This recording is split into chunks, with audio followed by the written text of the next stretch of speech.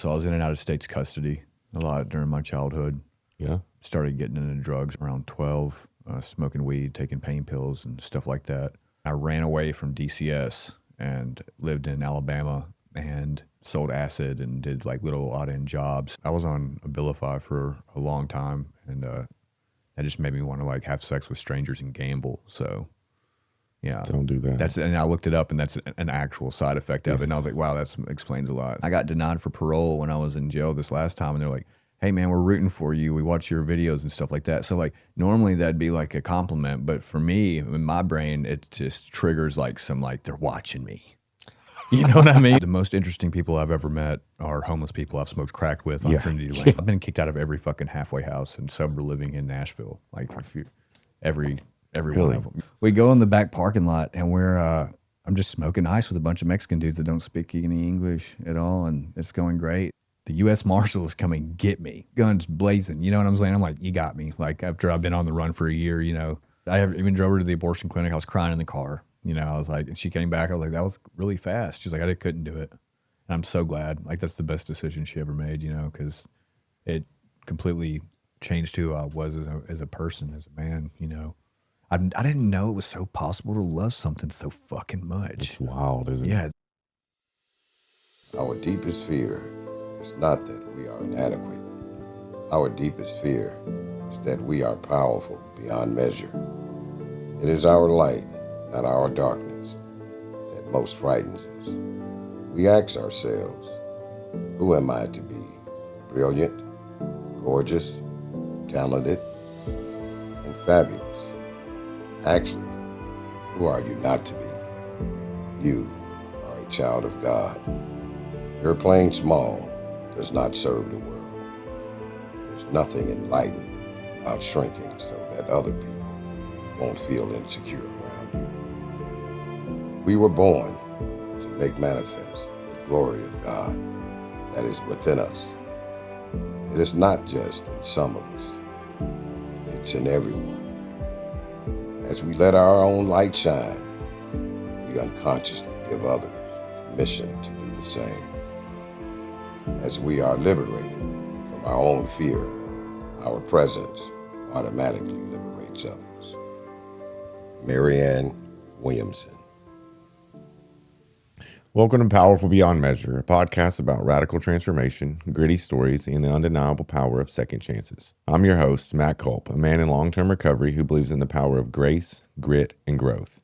Each week, we sit down with real people who've overcome real struggles, from addiction to adversity, and came out on the other side. No fluff, no filters, just truth, healing, and hope. And the truth is, you are powerful beyond measure, and it's time you knew it. Today's guest is Dylan Wilson. Usually what we do is kind of like get who you are, where you came from, you know, like your kind of your childhood stuff. And pretty much like a story, like, you know, I'm sure you've been in a recovery meeting, like what it was like, what happened, and what it's like now, kind of where you're at today. Cool. And then you can just kind of introduce yourself. I'm Dylan, Dylan Wilson. I play music. I'm 31 years old. I was born on an Army base in Maryland. My dad was in the Army. He was a pretty big alcoholic. My parents got divorced when I was 3. Moved back to Tennessee, where my mom is from, and she met a man who's now my stepdad.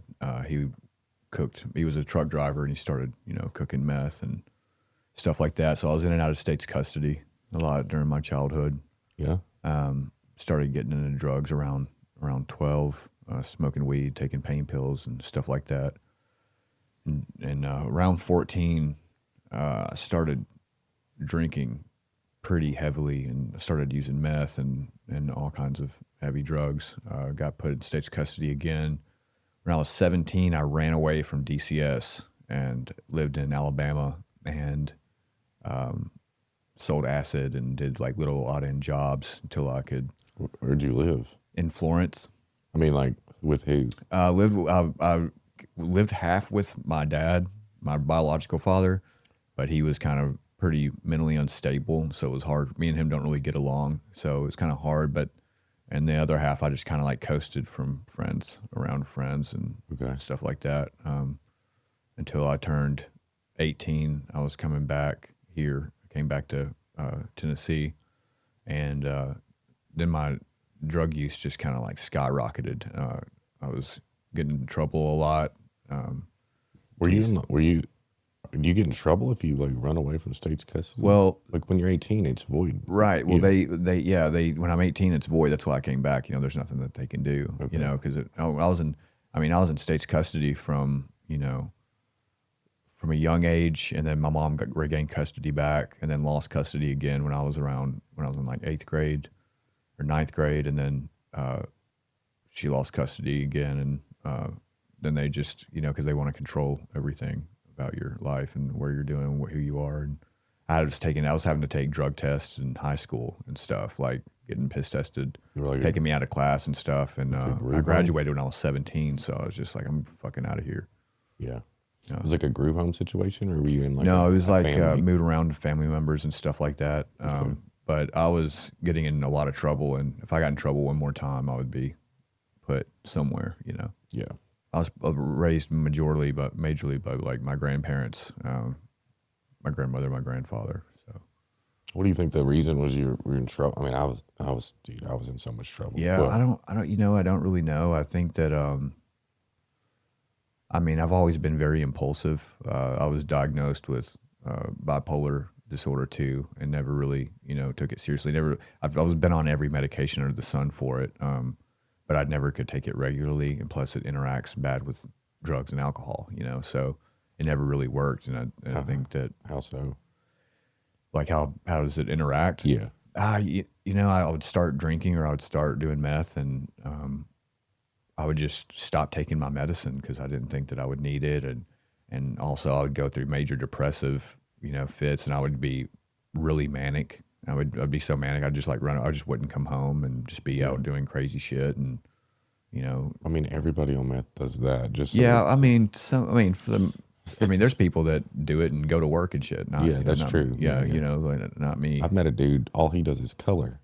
Right? Yeah, Yeah. color and fucking taking apart transmissions and shit like that. No, I commit crimes. So Me too. I'm a mover. yeah, me too. Yeah, I mean, naturally, people that have bipolar either like to manipulate the medication or don't take it. Right. Yeah. Yeah. I've never had any substantial clean time except for now. I'll be 10 months, February. Is that the longest you ever had? The longest I've ever had. That's awesome. Dude. Yeah. Yeah. So I'm just, a lot of people say a day at a time. I just want to make it a year and be able to, like that's my short-term goal. Yeah. Because I can tell you, for me, like experience, it's the first time I ever made a year. It's like, it got harder. yeah. Yeah. Because I don't know, like maybe just life hits after that point. Like you're kind of in a bubble. I wasn't super bubbled when, I was in treatment for 30 days and then, but I don't know, like you're kind of growing your life, Right. but then like after a year, it's like, oh, life's real. And Yeah. the second year was the hardest for me. For 8 months, though, I was in jail this year. So It's still hard. it's still hard to stay sober, and there are drugs and stuff, but I think the fact that I was dealing with some pretty serious ramifications of my actions, that it really helped me stay sober. And when I got out, real life hits me in the face. I'm dealing with different stuff with like custody between me and my son's mother and different things like that. And now alcohol and drugs isn't even like an option for me. So now it's like I'm having to learn how to cope with things again. And but it's getting better though.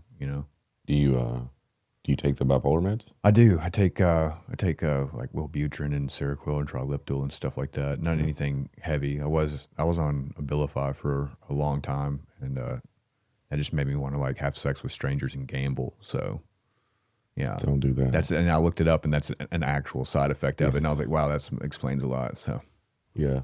Abilify, one time I took it, but we were trying some other stuff for anxiety, and like just we were trying different stuff because the stuff that I was using wasn't working. yeah, But it was the only time I had ever had suicidal thoughts Yeah. in my life. Yeah, so Right. I discontinued it. But it's a dopamine antagonist, so like it dampens your dopamine. Right. Yeah. yeah, But it can have the opposite effect. Yeah. Yeah. Yeah, it made me pretty manic, and I've been hospitalized quite a few times. Been in hospitals for just being crazy, because the medication a lot. Like when I stopped taking medication, you go through like a boost where you're just so manic, I mean, I kind of know, but like, what does mania feel like? What happens? It What's the starts thought off process? starts off with like I'm a musician by trade. That's how I make all my money and stuff like that. So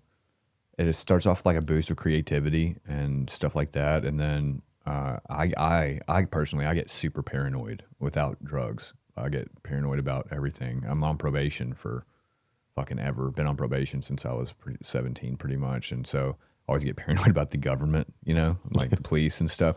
And it's kind of valid because like I'll go into like the probation office and they're like, "Hey, we've been watching your videos and stuff like that." And I got denied for parole when I was in jail this last time, and they're like, "Hey, man, we're rooting for you. We watch your videos and stuff like that." So like normally that'd be like a compliment, but for me in my brain, it just triggers like some like they're watching me. You know what I mean? Like Yeah. they're watching. I mean, it's my fault. I'm putting this shit on the internet where everyone Yeah. can see it, but I'm just like the government's watching me. So Listen, I know we were talking like earlier. I didn't know like that you were.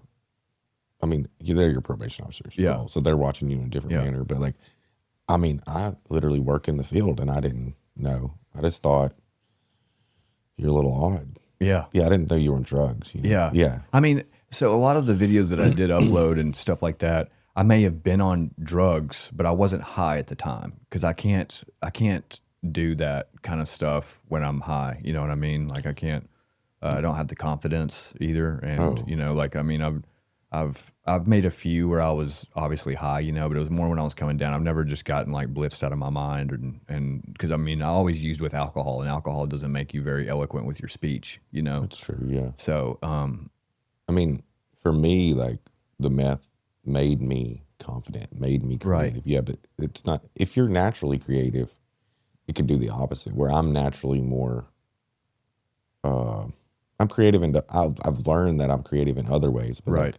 like with entrepreneurship, Right. and like stuff like that. But yeah, like I don't have like, oh, I can make this video. That just comes to me, like, right, the more I've done it, the more I've made videos, like it does create something inside of me. yeah. But you're probably like way more creative than I Well, am. a lot of it comes from like a lot of my like at least on the comedy side and stuff.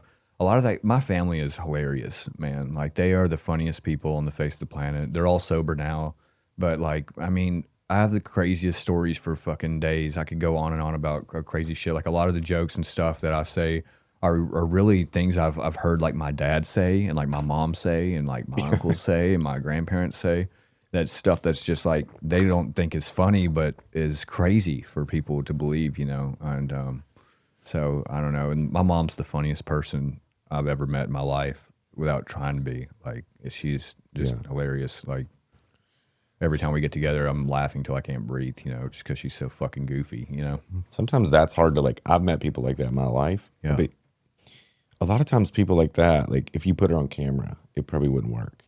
Like- I've thought about that. I really kind of want to see how that goes. Like every photo that Just we've give ever taken with her, give her an iPhone and be like, hey, just she's make like, a video every dude, she's day. got big squirrel energy. Like every photo we've ever taken together, she's like a blur, like it's just like she can't sit still. She's like, she has like the worst ADHD of any person I've ever met, but she's also like really good at everything she does. Like she's been a manager of a hotel. She's managed my dad's logging business. She was a DCS caseworker for a long time before she lost custody the second time. Weird. And yeah, weird, really That's ironic, ironic. really ironic. Yeah. Yeah, I know. And I mean, she just everything she actually puts herself into, she comes out on top, and I think it bores her. So I'm surprised. My ex-wife is, to me, like, she has ADHD and she has a bipolar, and she's open about it. But like, those things have made her like famous, right, But she also like, I'm really surprised she stuck with it, yeah, because she's not. She goes in and out of stuff a lot. Like she doesn't stick with it, but she's really been able to like adjust and change her behavior. Like, okay, well, I'm in this season, so like I'm just gonna report this, Right. like, and like we had talked about, like, I'm an entrepreneur, but like one of the things that I do is like I hold on to things too long, and she like is good about creative things. So I was like, well, it would be really great for us to like team together, because for me to like, I can do nuts and bolts. Like, you need a business license, you need this stuff, you need, like you need policies and procedures, like you need this stuff. Like, I'll create all that. You just create the idea and then we'll sell it, like, yeah. But we just never like hone that in, but yeah, because that's who she is. But then, I mean, sticking with the social media thing has been surprising. Yeah, a lot of people said the same thing with me. I think there's a big incentive there for me, and not just monetary, because I mean, I've been dirt poor for most of my life, and it doesn't bother me. My grandparents, had worked really hard for their money and what they had, and they were really good to me. But for the majority of my life, That's their shit. That's their shit. And I was pretty poor for the majority of my life. But really, what incentivizes me to stick with it and what I'm doing and everything like that is how many people reach out to me and tell me, and it's not an ego thing, but it's like the fact that I remember the first time I heard like a Nirvana song or heard the solo from Crazy Train and the chill bumps it gave me, and like what some kind of weird unspoken internal healing it was doing to me. And the fact that I'm doing that for other people, man, is and they're reaching out to the point where they're reaching out to me to tell me, is like, it's like I'm doing something that matters. That's true. And it's not even something that feeds my ego. It's the fact that I just want to help people, man. I don't like to see people suffering. If anyone's negative in a room around me, I try to do whatever I can to bring that person up, even if they're a fucking complete unhinged asshole. I'd rather them not have a bad day, you know? I hate, like, when I started this was an idea in April, and I started this based on the fact that I know people like that have great energy and great stories. And I was like, I'm riding around the truck with this person that has a great story, but nobody's ever seen it, Like, I see it, and I'm like, well, I want to like share that, and like, I know that being a successful podcast, like I probably have the money and resources like to go get really good guests, That's how most successful podcasts just start with a good guest and then they get another one, like that's high end, but I don't really I might want to do that, but the primary core of what I want to do is like share people I know stories. The most interesting people I've ever met are homeless people I've smoked crack with on Trinity Lane. You know what I mean? Yeah. Like, I remember actually sitting behind a dilapidated Crystal smoking crack with this dude from like Puerto Rico, and he was telling me his whole entire life story, and it was like the craziest thing I've ever heard. And he was like such a good person, and I was like, dude, we gotta get you off the street. He's like, I don't want to be off the street. I was like, never fucking mind. Let's just keep smoking crack, I guess. Let's go get that guy. Let's go. Yeah, I know. I hope he's still fucking alive. He's probably down there at Crystal's. Yeah, he probably is. I mean, well, like during that process, it took me a little while to figure out, like, I didn't even know how to turn on a camera.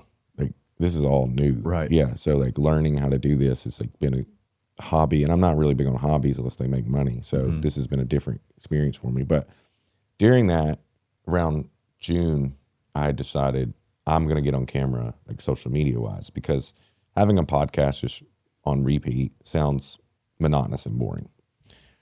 But what I've learned is like, like me being on camera was really hard for me. Like, it's not my thing.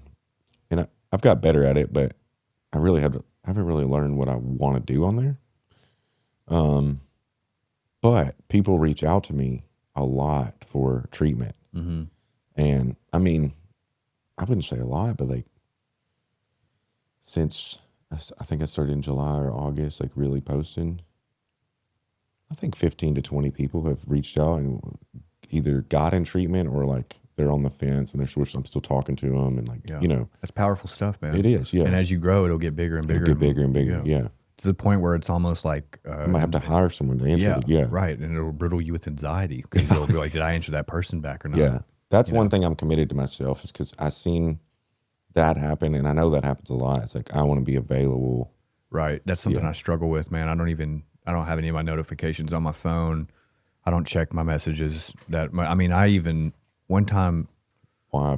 Just because there's so many, you know what I mean? And I just don't, and if I get into one conversation, then another, it's just, I don't know. I'm actually, me and my manager have been talking about getting someone to do my social media, which is a really big part that I have to let go, that I don't really want to do, because a lot of it's so personal for other people, Well, here's the thing: is like, is it your music manager? Is that what you're talking about, or your social media? My music manager, and Well, here's the thing: is like, you can hire that person in house, and like,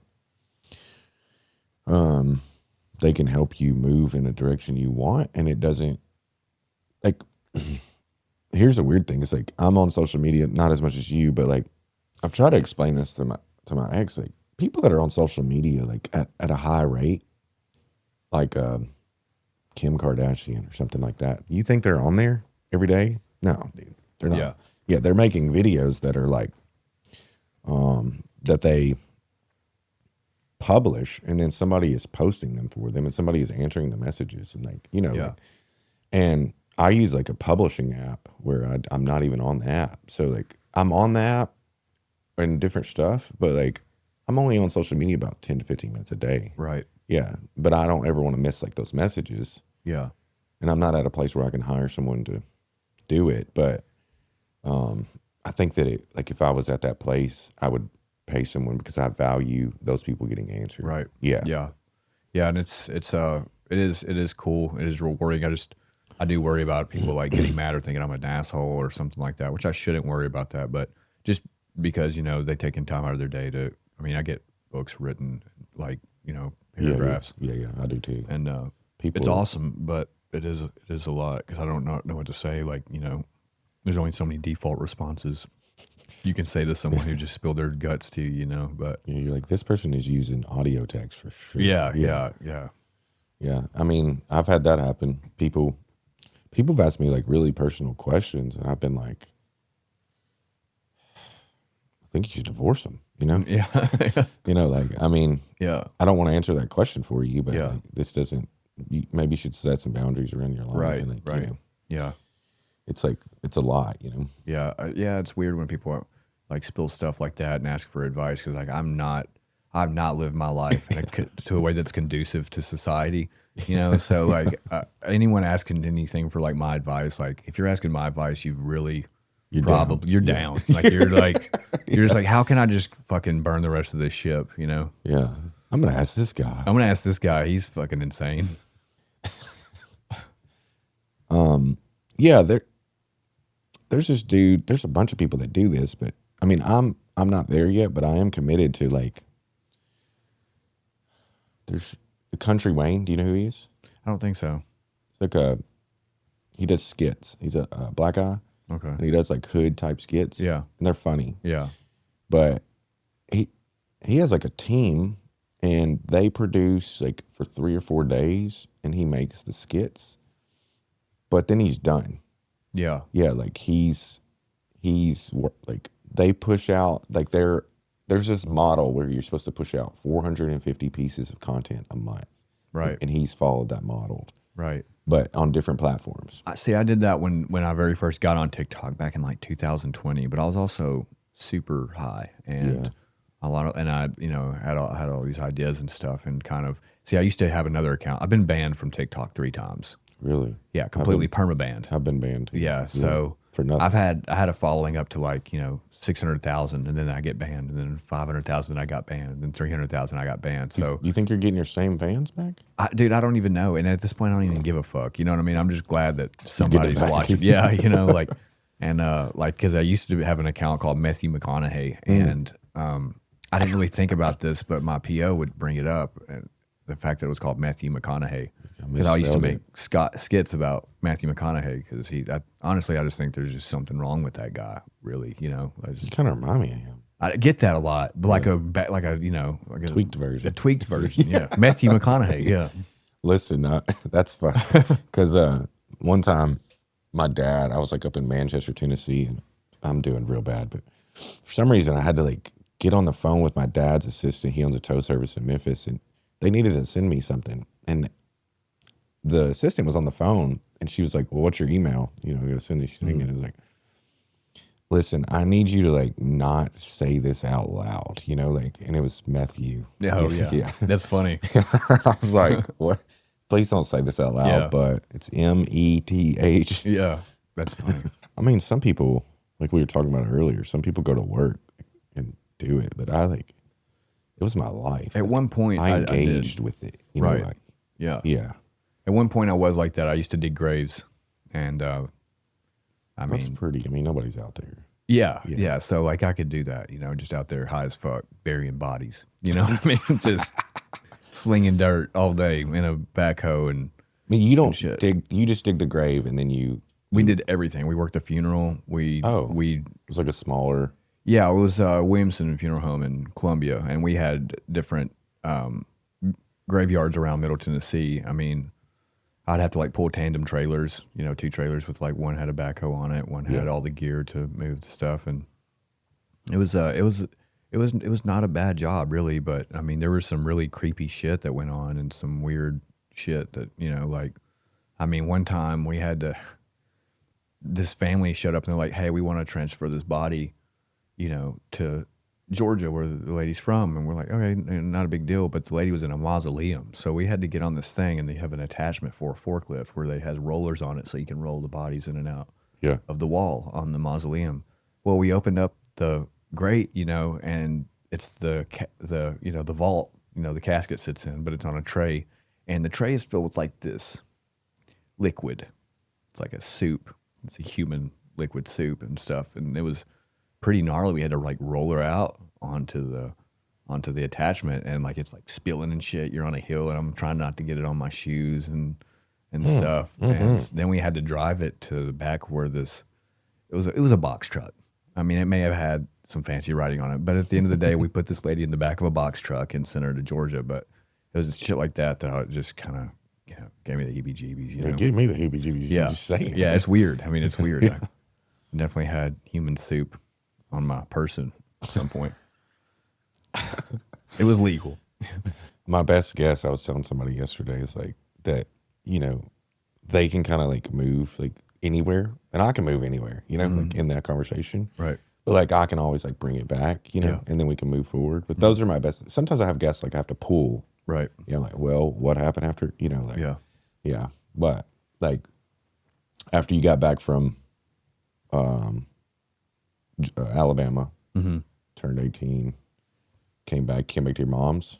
No, I moved into a single wad in Santa Fe, which is near my mom's. But Santa Fe? Santa Fe. It's Santa Fe, but everyone there pronounces it Santa Fe. And if you don't say Santa Fe, they look at you like you're a fucking Yankee or some shit, So they just, but it's like it's in between Hickman County and Columbia. Okay. So, yeah. Nothing.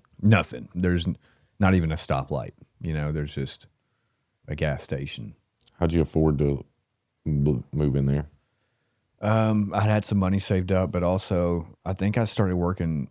I was working at Lowe's. I've never really been good at keeping jobs, Like I think the longest job I ever had was doing granite with my brother, brother Jacob, who's not my blood brother, but he's my brother. But yeah, I was doing just random odds and ends shit, and we moved around a lot, But I grew up like that. Like I think I moved schools like 12 times, 10 or 11 times or something like that. What happened when you got there at the trailer and all that stuff? Dude, it just everything spiraled down and came to a head, and I was trying to get music going and stuff, and and honestly, man, I'm gonna be honest. There's a point in my life from like 2013 to 2016, 17, and even that's just a blur. I don't even remember because I was so out of it. Like I wasn't on any medication. I was drinking. I was doing drugs. I mean, it was crazy. I mean, also, I had a pretty good link to like LSD and stuff like that, and I was just abusing the fuck out of that, and I think that kind of warped me for a little bit too, The aliens, man. Yeah. Yeah, and then I moved to the girl I was dating. We broke up, and I had been dabbling with selling like cocaine and stuff like that, so I had a little money saved up. Moved to Nashville and started like being an event coordinator and stuff like for corporations that had like parties, or if they were having a commercial, we would do the sets. We worked on ESPN sets. We did the draft when the Nashville draft. The draft was in Nashville. NFL draft. You were the coordinator over the stuff? I was on, so we had different teams and stuff. So yeah, so some we would be like over. So like, there's a company called Crew One in Nashville. We would hire those. We would hire those guys, and we would have the blueprints of where the sets should be. And I would tell them, hey, we got to move this stuff here, stage it here and stuff like that. Okay. I did that for about a year, and it was cool, but I really wanted to get my music going. And even though I was around music, I mean, we worked in green rooms with different bands and stuff like that. But even though I was around music, I wasn't doing any music, because all I was doing was working and using meth to keep working, because you would set up a show, you would set up, your sets, and then the show or whatever would happen. And then you'd have to go back that night and strike it down. Then you'd have to get up in the morning and do something else. So like, you don't really have any room for sleep, know, and lost a ton of weight. And, my grandfather died. My grandmother has Alzheimer's, so she has Alzheimer's. So I moved back and started, living with her, even though I was a full blown drug addict at this point. Couldn't get a job. I quit my job in Nashville and moved back to Columbia. Was taking care of her. Was drinking every day, and my grandmother, she drinks. We were drinking together. My grandmother can throw down. Not anymore. She's 81. But at that point, she could, and my grandfather just died, so she was drinking pretty heavily too. But I was, taking care of her, and she started going blind, and so I was driving her to like appointments and different stuff like that. And I actually had a space in my life where I could sit down and finish songs that I had started writing, and that's when I started posting them on like YouTube and shit like that, and started getting. I thought that at this point I'd given up on ever making it in music. I just wanted to write and make something that I like to listen to. I just started posting them on YouTube and Instagram and Facebook and stuff like that. And a guy reached out to me to, he was like, hey, I want to record you. I'll record you for free. And so I went to like this dude's house. His name is John. We're really best friends now, but at the time I didn't have no fucking idea who this guy was. And I recorded a song called 25 in a room with one mic and one take, hammered, recorded it, and then left, and then showed up hammered. Dude, I was in a perpetual state of drunkenness at this point. Like if I didn't, I would shake and I mean see demons and shit. I mean I've detoxed off alcohol so many times, and it's so scary, seeing insane shit. But recorded it, got it back, uploaded it to Spotify, and it was kind of stagnant there for a while. I mean, people liked the song and reached out to me about the song and stuff, but nothing ever really happened until my mom kind of convinced me. She's like, you should get on TikTok. And I'm like, I would, but I like women, I don't not really a big TikTok guy. I'm not gay. I'm not gay, so she convinced me to do it. And so I did. And, I didn't really I didn't post anything on there at first, but then I started doing. Was she on TikTok? Like, no, she never really. My sister was big on it though. My sister kind of got TikTok famous, and but she doesn't really do it anymore. But she kind of convinced me to do it, and I started just posting like comedy bits on there. I used to do a bit where I was sitting in the back of a car, which I had a Grand Marquis, so it's pretty much like looks like a cop car in the back. Yeah. So I would just be sitting in the back with my hands behind my back and just like POV, you've been arrested by the police, and I would just shit talk the police, which is something that I'm notorious at. Me too. Yeah, I can tear them apart, So I started posting that, and that shit went huge, man. The shit went so viral, and I was having like people like threaten me, like death threat me, talk about Blue Lives Matter, and so that's where I came up with Bareback the Blue, which basically like saying fuck the police instead of back the blue. But yeah, that happened. So then at that point they gave me a platform to kind of do what I wanted to do with all the eyes that were watching me. So I started doing different skits, started uploading my music on TikTok, and it hit. It really resonated with a lot of people and stuff. And from there, I got a little small indie label kind of signed me, and recorded like Slow Burn, Prize Fighter, some other stuff. Only got 7 songs out right now. I'm working on a full length album right now, but that kind of took off for a little bit. Went to jail in 2022 for like 6 months. Got out in 23. Stayed sober for about 3 months. Is that how you met Logan? So Yeah, it was in that time frame. Yeah. Yeah. Yeah. And around that time, I was in and out of halfway house. I've been kicked out of every fucking halfway house and sober living in Nashville. Like every one Really? of them. Yeah. It's like, it was a problem just for like small stuff, like drinking and stuff. I got kicked out of one, Small stuff, like the main rule. The main rule, really, the one rule you don't break. Well, one of them was fighting. This guy threw a rock at my head, and I had to teach him a lesson why you don't do that, because that's dangerous. So, but they were like, "Yeah, you got to go." We were gonna. And he was trying to press charges and shit. But what goes on in the sober living? Like, who are you? Like, how do you show up? How do I show up? Then, I mean, with my bags and no, like how your emotions, how your dude, reaction. I did not at that point. I did not want to be sober. I did not want to be there. I thought that, I didn't want to do any of that shit. I didn't want to. All I wanted to do was be with my son, which, I mean, I'm a great father, but I didn't have the ability to stay sober, Yeah. and I didn't realize what I needed till then. Logan, when I met Logan, he pretty much saved me from a bad situation, because like I was about to go to prison because I just got kicked out of like the fourth halfway house, sober living, whatever you want to call it. And he picked me up and started staying at OHR, as Old Hickory Recovery. And I stayed sober during that time for a while, but as soon as I got out, because I was court ordered, I had to be in one until like August.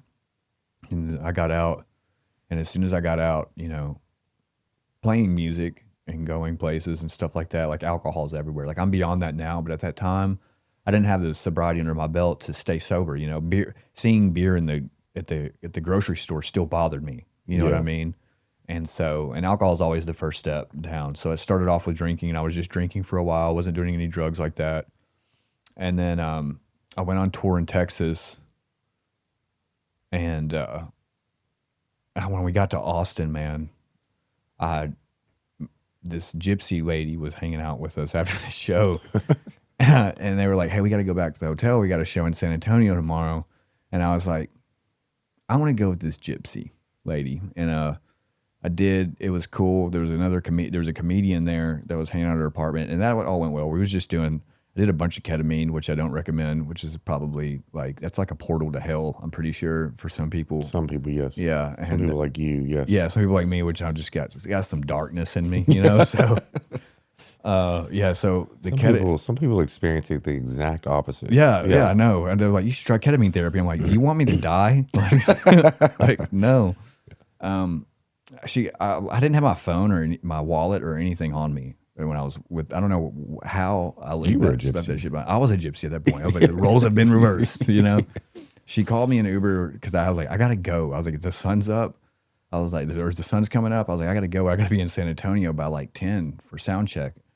And I'm in the Uber, and I was like, "Man, I need a cigarette." I'm like, I tell the lady, she doesn't really speak any English. She's like an Asian lady. She's like, I'm like, "Pull over this gas station." She's like, "No, no, no." I'm like, "Yes, yes, yes." I was like, "You need to pull over this gas station now." Like, I need, and so she's really mad. And like, I'm on acid and ketamine. Like the interior of the car is changing colors before my eyes, like moving around, and I'm starting to really freak out. Like, I'm really having a bad time. And so I get out of the car, and as soon as I get out of the car, she takes off. So I'm in the middle of Austin, Texas, with no phone, no wallet, and I'm at a gas station. I don't even know how I thought that I was going to buy the cigarettes, because I don't even have any money. Yeah. Like, I don't. So I'm there. I'm at this gas station, and I walk in, and it's full of like a bunch of like little Mexican dudes with like cowboy boots and stuff like that, and like. Obviously, no one goes into the store. This is like a hangout for these guys. And I very quickly realized I think these guys might be cartel, because it was just, I got a really weird vibe. And then I was like, I'm just going to ask this dude for a ride back to where we were staying, back to the room. And I was like, "Hey, man, can I get a ride?" And he's like, "You want to get high?" And I was like, "That's exactly what I said." That's exactly what I said. So we go in the back parking lot, and I'm just smoking ice with a bunch of Mexican dudes that don't speak any English at all, and it's going great. And then this one dude gets mad at me because he's like, start talking about dinero, which I do know what that means. I'm like, "Oh, no, I don't have any money." And so that guy gets mad at me, and we get into a fight in that parking lot. So I just leave, and then somehow I made my way back to I got a guy at another gas station to actually give me a ride to where we were at. And I walk in, and everyone's just waking up, But I walk in, I'm sweaty. I'm just not doing well. And everyone's like, "What happened?" I'm like, we need to get out of Austin, like right now. Like I have no sleep or anything like that. I come clean. I was like, "Look, guys, I relapsed on meth last night." They're like, "With the gypsy girl?" I was like, no, with another guy at a gas station. They're like, "What?" And I was like, "I don't," and I had to like tell the whole story and stuff. So they were kind of mad at me about that for a little bit. Were you able to make it? Yeah, we made it. We played a great show. Best show of the tour. It was in San Antonio. Yeah. Because the crowd, or because you? Just all of it. We were all on that night, Yeah. And I wasn't high anymore by the time we got there. I actually had went to sleep. I slept in the green room because like at first the show was going to be canceled because I don't know if you know this, but in Texas when it storms, all the power goes out. I don't know if that's like a thing. Like in Houston, it was during storm season. Like when we played Houston, the power was out and there was trees all on the fucking street. Really? And then, yeah, it was like there's a bunch of storms going on at the time. But in San Antonio, probably has something to do with like the grid and like how far the cities are. Yeah. And the power went out in San Antonio, and the owner was this dude who like was the definition of functioning addict. I mean, he was just like ripping lines of coke and was like, "I'm gonna get this power turned back on." And I don't know what he fucking did, but we were the only building in that entire strip that had power. He did something. He went back there. Dude, he did some shit Yeah. that he shouldn't have, like he's just like bouncing around. Like he got the power turned back on. We played a killer show, man. It was awesome. And there was like people that, what was so cool is that in Nashville, like my demographic wise, when I look at like Spotify demographics of who listens and stuff, Nashville isn't even in like the top Really? 20. Yeah, no. But in Texas, every show was fucking packed. It was unreal. Like people were coming up to me talking about how much songs that I had written, silly little shit that I had written meant a lot to them, and at that point I was like, I gotta get clean. I gotta get sober. I get back from tour and I have to go to my probation officer. At this point, when I get back, I already got the taste of blood in my mouth, full relapse. You know what I mean? I start using a bunch. Well, I go on my probation officer's office. And by the way, I have a great relationship with my probation officer. He's one of my uncle's best friends. So he's known me since I was like 7 years old, So he knows me. He knows who I am. He knows what the fuck's up. He's like, "You got to take a drug test. You going to be able to pass it?" I'm like, "Yep."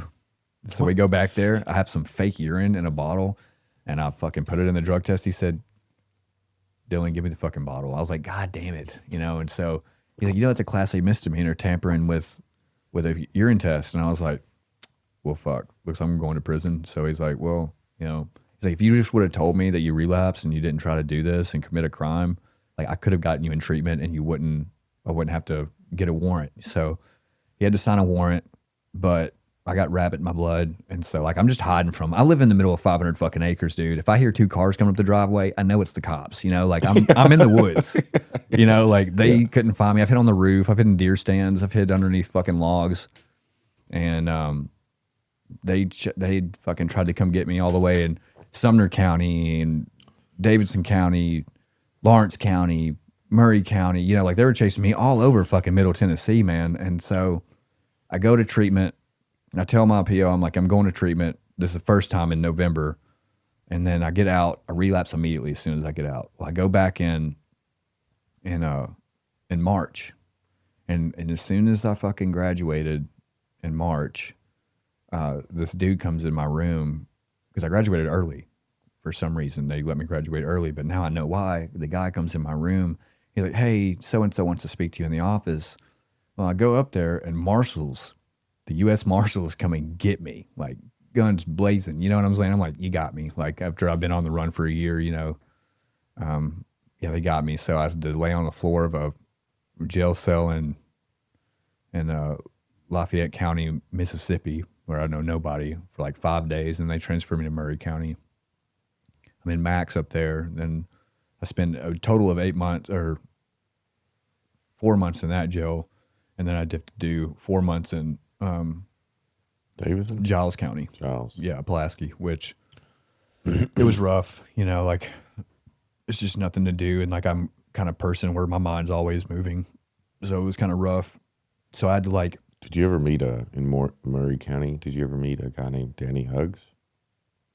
I know Danny Huggs. He Yeah. like brings meetings. Yeah. I know Danny Huggs. Yeah. Yeah, that's how I was trying to get you out. Okay. Yeah, because I know him and he's got a lot of guys at Toomey or whatever. Yeah, he just told me like you were had a transfer where you couldn't get you. Yeah, I appreciate that, by the way. But yeah, he. I think it's because I've been in that jail, obviously before, done time there, and I think that I'd asked him a favor or something. He did something for me, and I pretty much, when I relapsed immediately, kind of like spits in his face. He doesn't like that kind of shit. So yeah, a lot of guys come out of there and they're pretty successful, man. Yeah, like the guys that he works with, and dude, he's dedicated. He is a very dedicated man. Yeah. He knows what he's doing. Especially like I come in like he's in a really like a dark area for recovery. Like there's not a lot down there, Oh yeah. And he's been doing that for years and like just showing up and nobody else is, Yeah. Yeah, it was rough because I had to kind of condition myself to kind of cut my mind off. I would just spend time reading and not really, and I would have guys come up to me in both jails, especially Giles County for some reason that were, they're like, dude, I'll watch all your stuff, listen to your music and stuff like that.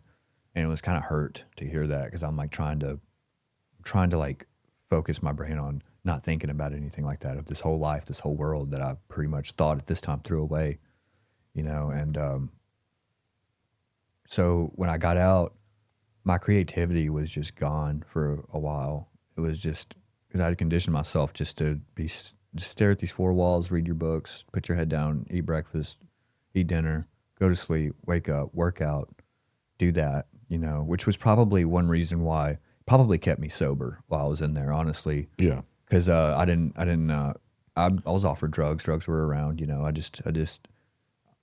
I don't even know if I could say this right, but I think I was just too depressed to use, I think I was just at that point where I'd lost everything, my girl is suffering, my son is suffering. And then when I got out, it was just, my son was like, I missed you. I've spent 2 of his birthdays behind bars. He's turning 5 in January, spent, or three of his birthdays. And, yeah, he's just like, I missed you. He's like, please don't leave again, and that really hurt me too, because it's my fault, and so I'm just kind of doing this recovery thing right now, but I'm also recording an album, and my creativity's coming back, slowly. Not really doing anything that comedic though, because honestly, I don't really find shit not funny anymore as much. Ever since I've been watching you, it's funny. It's just, it's not like, you're just naturally funny. Yeah, I appreciate that. I mean, it's not like a skit type stuff. Yeah. Yeah, but it is like, just you is funny on camera. Right. Yeah. Yeah.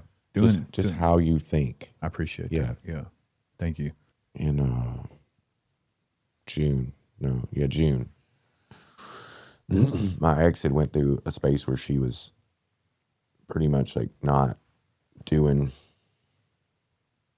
I don't know, she was trying not to drink.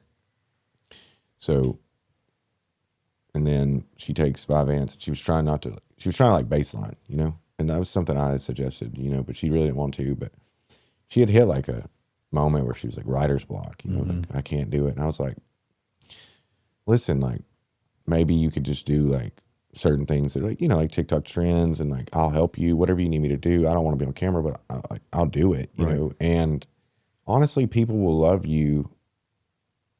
People love you no matter what. Like you're putting it on yourself to like, like if you just be you, people love you, Right.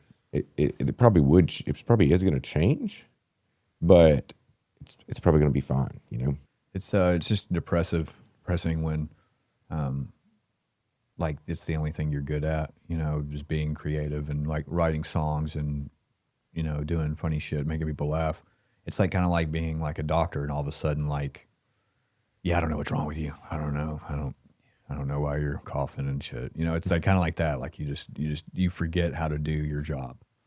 But also it's like, that's not who I am either, like, and one thing I realized is because the reason why I think I had writer's block was because I had every time I'd come out of jail, come out of treatment, come out of whatever situation, I immediately threw myself back into it and didn't give myself the space to heal and take care of shit that I need to take care of.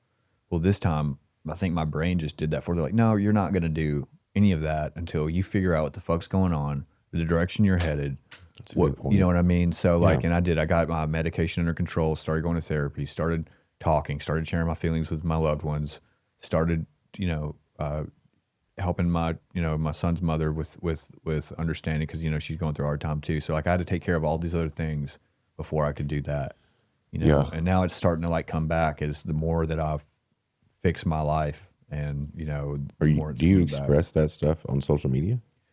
I haven't seen anything like that. Kind of. It doesn't really go as big because it's more geared. Like when I do come out and say stuff like that on social media, it's more geared towards like diehard followers that have been there for a long time, just to kind of like let them know what's going on. You know what I mean? And I think the algorithm doesn't really push it out, which I mean, I'm glad it doesn't, because I don't want to, you know what I mean? I don't really want it to, Yeah. I was just thinking like it could be a transfer of yourself versus like it's just more into an authentic space of like who you are baseline and not on the drugs. And like, right. Just like people, there's two things people like. And like, one is like everybody wants to watch a fucking train wreck, Yeah. That's one thing. Yeah. Yeah. People love that shit. But also people want to watch a comeback, know? They want to watch authenticity, Right. Like, yeah. So like, I don't think it'd be a bad thing for you to, for sure, to be like, do you think your fans know that you live, where do you live right now? Yeah, I live in a suburb. I make jokes about it. Actually, I made a video. I was like, I know it looks like I'm in a sober living, but I'm actually a professional gang stalker. I gang stalk drug addicts. That's funny. So that's good. Because I mean, I was in jail with this guy, and he's a good dude, hell of a tattoo artist, just funny as hell. Was my workout partner and stuff like that. But even sober for almost a year, he still believed he was being gang stalked. And I don't know, he might have been, but I don't know. In jail? No, just like in society. Oh, yeah. But he was telling me, I was like, what do they look like? He's like, they look like that guy. And pointed to this old white man, And I'm like, dude, I don't think that you're being gang stalked. I mean, like, why are you so important? Listen, like, why do you think people are gonna? He's like, they follow me around. You know how much money I was spending gas trying to get away from these people? And I'm like, dude, I think you were just driving around so much that you're probably just seeing the same types of vehicles, but. Yeah. So dude, I mean, one, gang stalking is real. Okay. Yeah, I mean, it is real. People do it to other people. Yeah. But I have a friend. He used to live here, but like, he's convinced. Yeah. And like, I've thought of like this guy that came out of jail, this dude named Corey. As soon as I met him, sometimes you meet people in life and you're like, dude, we lock, Mm-hmm. Yeah, this is a thing, And he didn't like. It was a weird situation. He ended up leaving in like 2 weeks, but we've always like, it was just like a situation. But he told me what gang stalking was, and like, I was like, man, because I have like a bunch of guys, right? I have like 150 dudes. I was like, I could like just be like, hey, I need you to like follow this person, and just every time they're at Kroger, just walk down the aisle. Don't say nothing. Yeah. Yeah. And when they're like at their house, just drive by, like one red car every day, God.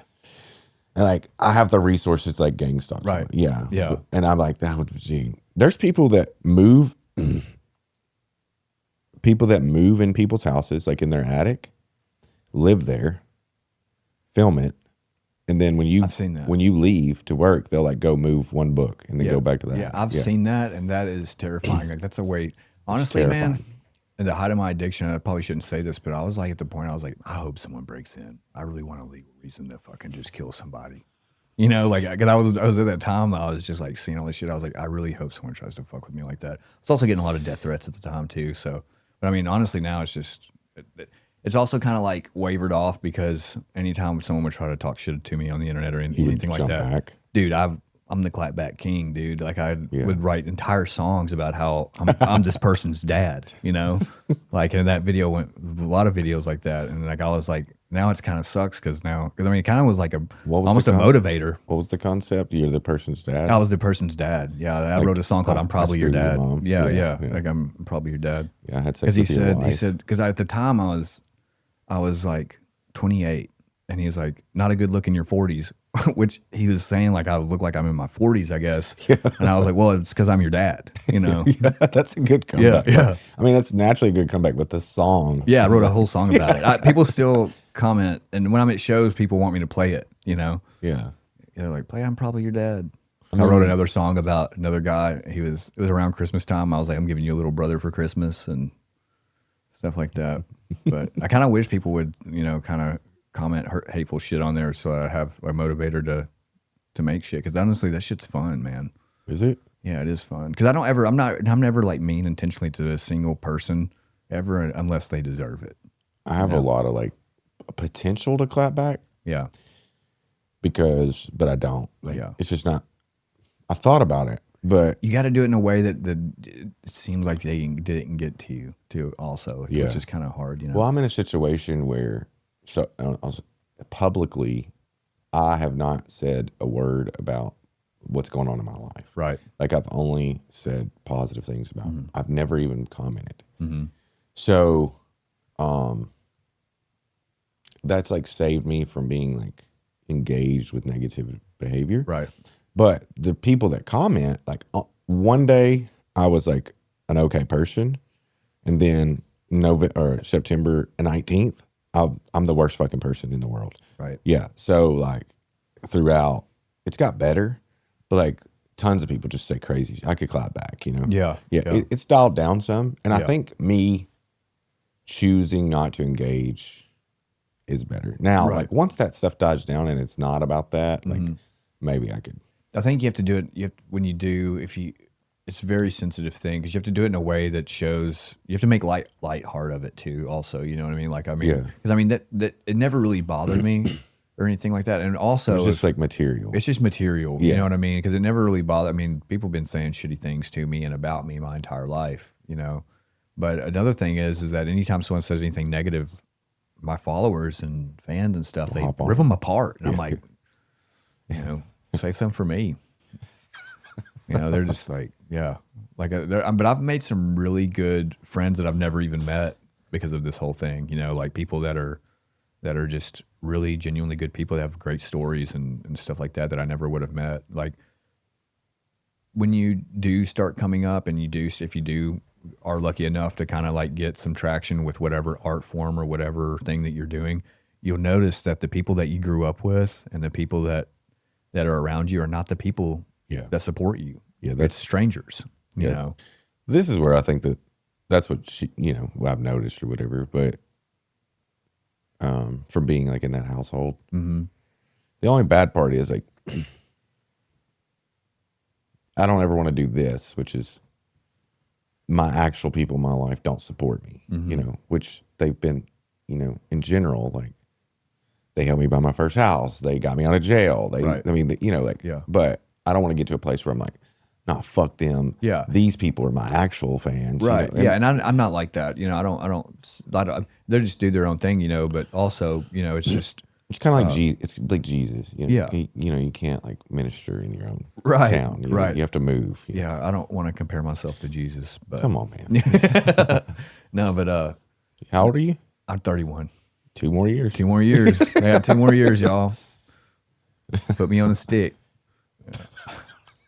Which, I mean, if you think about it, 33 back then, that was like fucking 60. People didn't really live that long back then. It's weird. Like, I don't know. Also, the maturity level probably back then was a lot higher. Yeah. I mean, when, there's like, hey, you're 6 years old, take this sword. There's a chance you're going to be dead tomorrow. Also, there was like, I think back then, like, I mean, I'm pretty sure, but like more tribal and like becoming a man is at an earlier age. Yeah, but the weird thing about the Bible too is that like some people had normal lifespans, and some people lived to be 600. Like that's why no one like Noah. I think they're like, hey, no one else is 600 years old.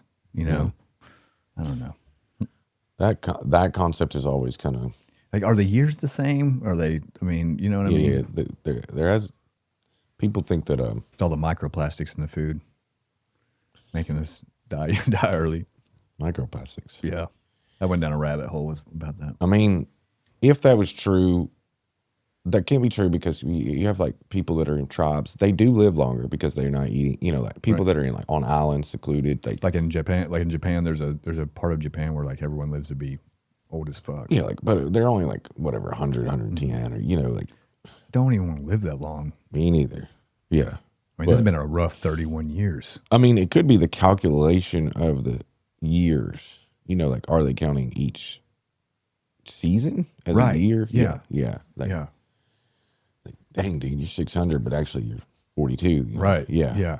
I don't know. I think it's a weird concept. Some people think that the oxygen level was higher prior to the flood. Well, that would make. I mean, I guess that could make sense. It used to be hotter on Earth per average, and there were more trees actually.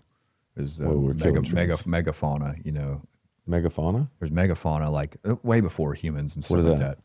Like like large. Like there's mycologists that say that there's like large fungi. Like the largest organism on the planet is actually a fungi. Yeah. So like there's a lot of like there's a lot more megafauna, like giant trees, giant fungus, giant animals. I mean, like just animals used to be bigger. Trees and stuff like that used to be bigger. And everything's kind of like like Texas. Everything used to be Texas. Everything used to be Texas. Yeah.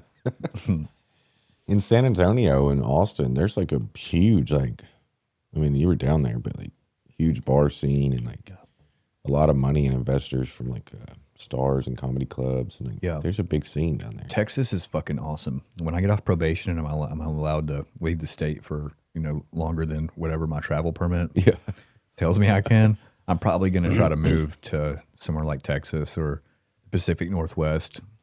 You fit Texas. I love Texas. Get a little whistle in your mouth. Yeah. Sometimes. Yeah. Yeah. Now you're going to have to get one. You get a little. Yeah. Yeah. Like fucking Matthew McConaughey. Yeah. Hey, little brother. Rubbing my fingers together like this. He is wild. He is wild, yeah. My mom's like in love with the dude. She's like, have you had his new tequila? I'm like, no, I haven't. I probably never will, but I do want to try it, but I'm not going to. She's reading one of his books right now. I'm like, I don't know. I would rather have the audiobook because, I mean, I feel like his words just aren't as impactful unless he's saying them with that weird dialect he's got going on. That's true, yeah. I don't think you probably couldn't get the audiobook with him reading it. Unless you like break into his house, you're like, read this book. I'm gonna read this fucking book. Read this fucking book. I'm gonna record it. Yeah, fuck everybody on the ground. Matthew McConaughey's brother named his son Coors Light. Really? Coors Light McConaughey is his nephew. Isn't that crazy? Did your mom tell you that? No, I already knew this. You already knew. Yeah. And I looked it up. I was like, to make sure it's true. Texas is like, you drive for 10 hours through nothing. Yeah. And then huge city. And then you drive another 10 hours. Huge city. Yeah, my dad is convinced. He's a truck driver. He was convinced that he's like, I've seen the devil in Texas. I was like, what? And he's like, yeah. I was like, it's 3:00 in the morning. I was driving through Amarillo or some shit, one of the northern cities, and he was like, and I say he had a big cow head, and it was standing on the side of the road. I was like, are you sure you just weren't high and you saw a cow in Texas? But he's still convinced. This day he's sober. He still thinks he saw the devil. He used to try to scare us with demons. He was cooking meth. Yeah, he was a meth cook. Yeah, he was a meth cook. He's one of those people that's good at everything. Mm-hmm. You know what I mean? Like I've seen this. I mean, I've seen him when we used to build cars and stuff together. He's a great. I mean, he knows all about he's like NASCAR certified for real. Like he can build cars like no other person I've ever met. Yeah, he can wire a house. He can build a house. He's just one of those people.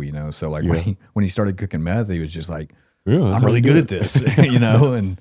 That's how dude, listen, when I first started cooking meth, like somebody, I'm in a crowd and,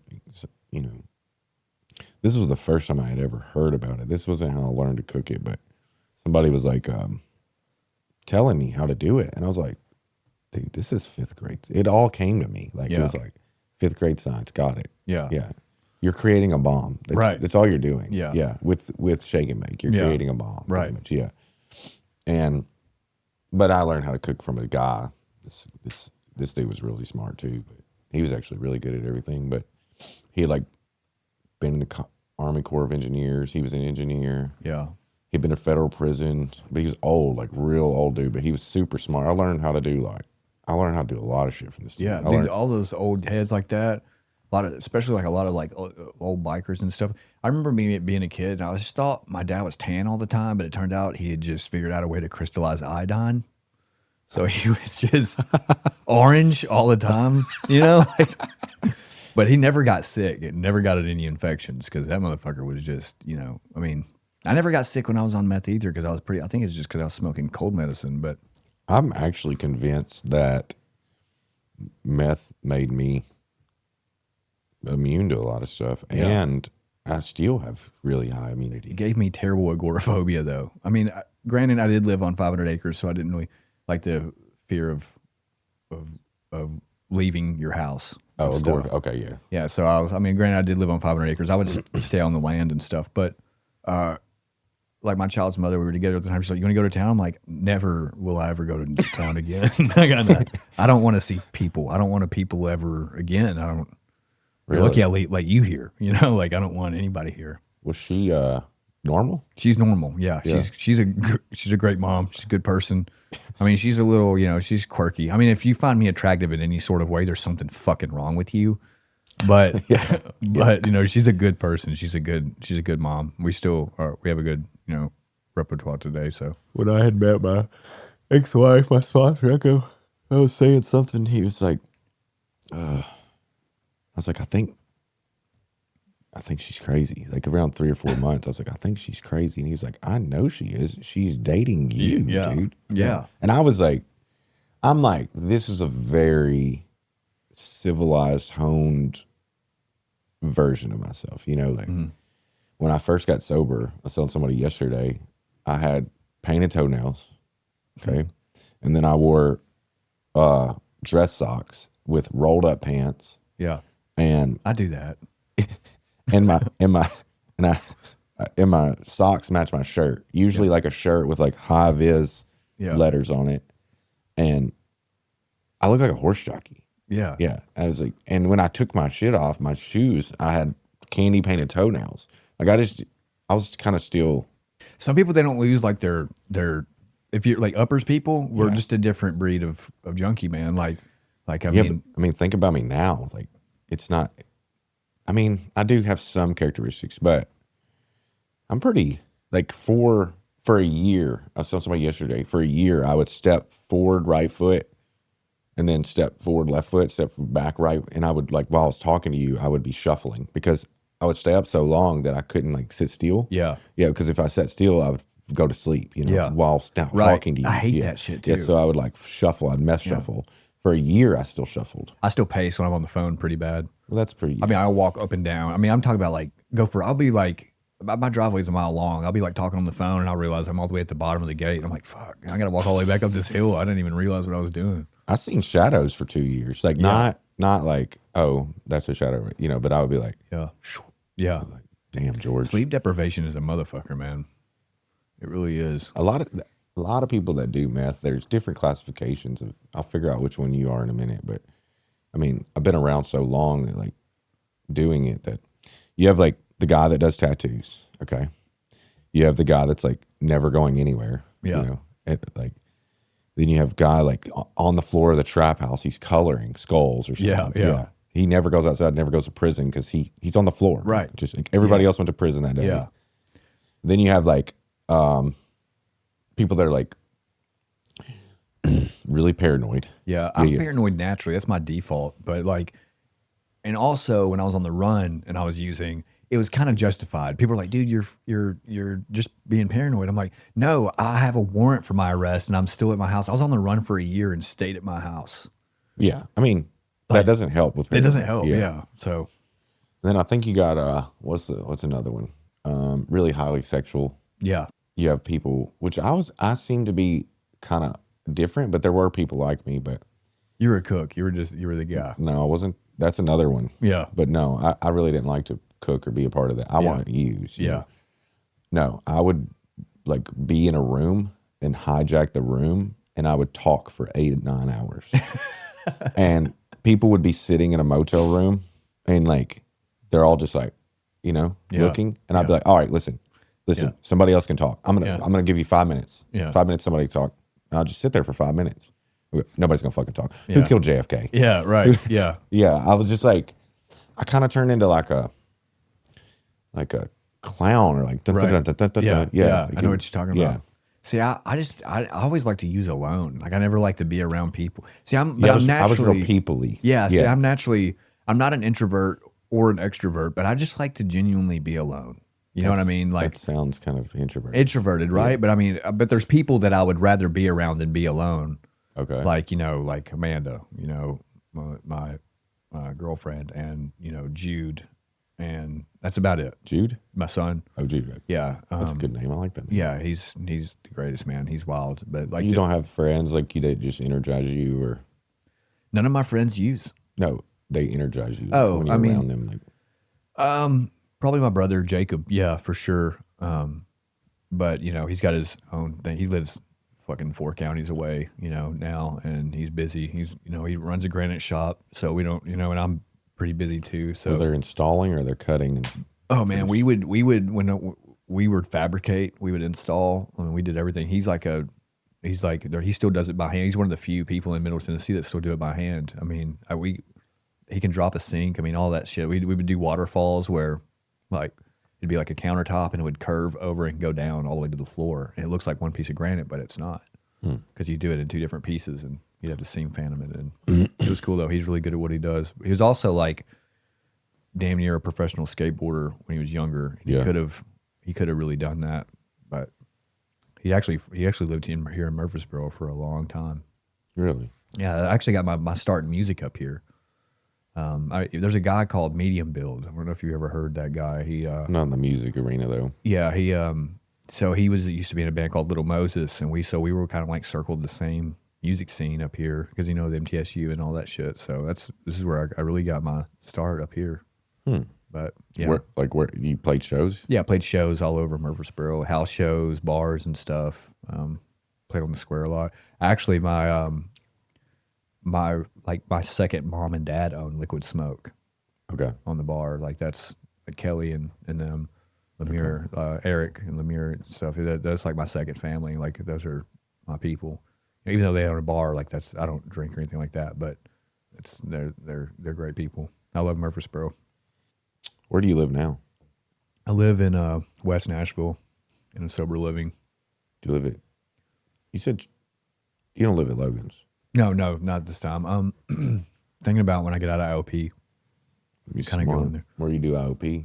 Yeah, I do IOP at Treehouse. Is that the house you live in, or they're like it's the same thing. It's the same thing. Yeah. So how long you been in there, or how long you gonna be in there? 6 months? I think I got a furlough in court in July, but I had to do 6 months in another jail. So I think I only have to do 6 months, 6 more months or something like that till July. How'd you get in Treehouse? Do you have insurance? No, I'm paying out of pocket, which is a lot of money. But all my royalties and stuff kind of stacked up while I was incarcerated. Hey, So I had a little bit of a chunk. Cushion. Yeah, a little bit of a cushion when I got out. But yeah, it's expensive, man. Recovery is expensive. Yeah. And the worst part about it is it's court ordered. Because, I mean, I got almost 10 months sober. I think that I'd be good, if I stayed, going to meetings and shit like that. I think you'd be okay. I mean, this is my opinion. I think that you'd be smart. This is my opinion. You take it however you want to. But I think you'd be smart to stay in Nashville and do sober living and actually get ingrained in like sponsorship and a home group and like yeah.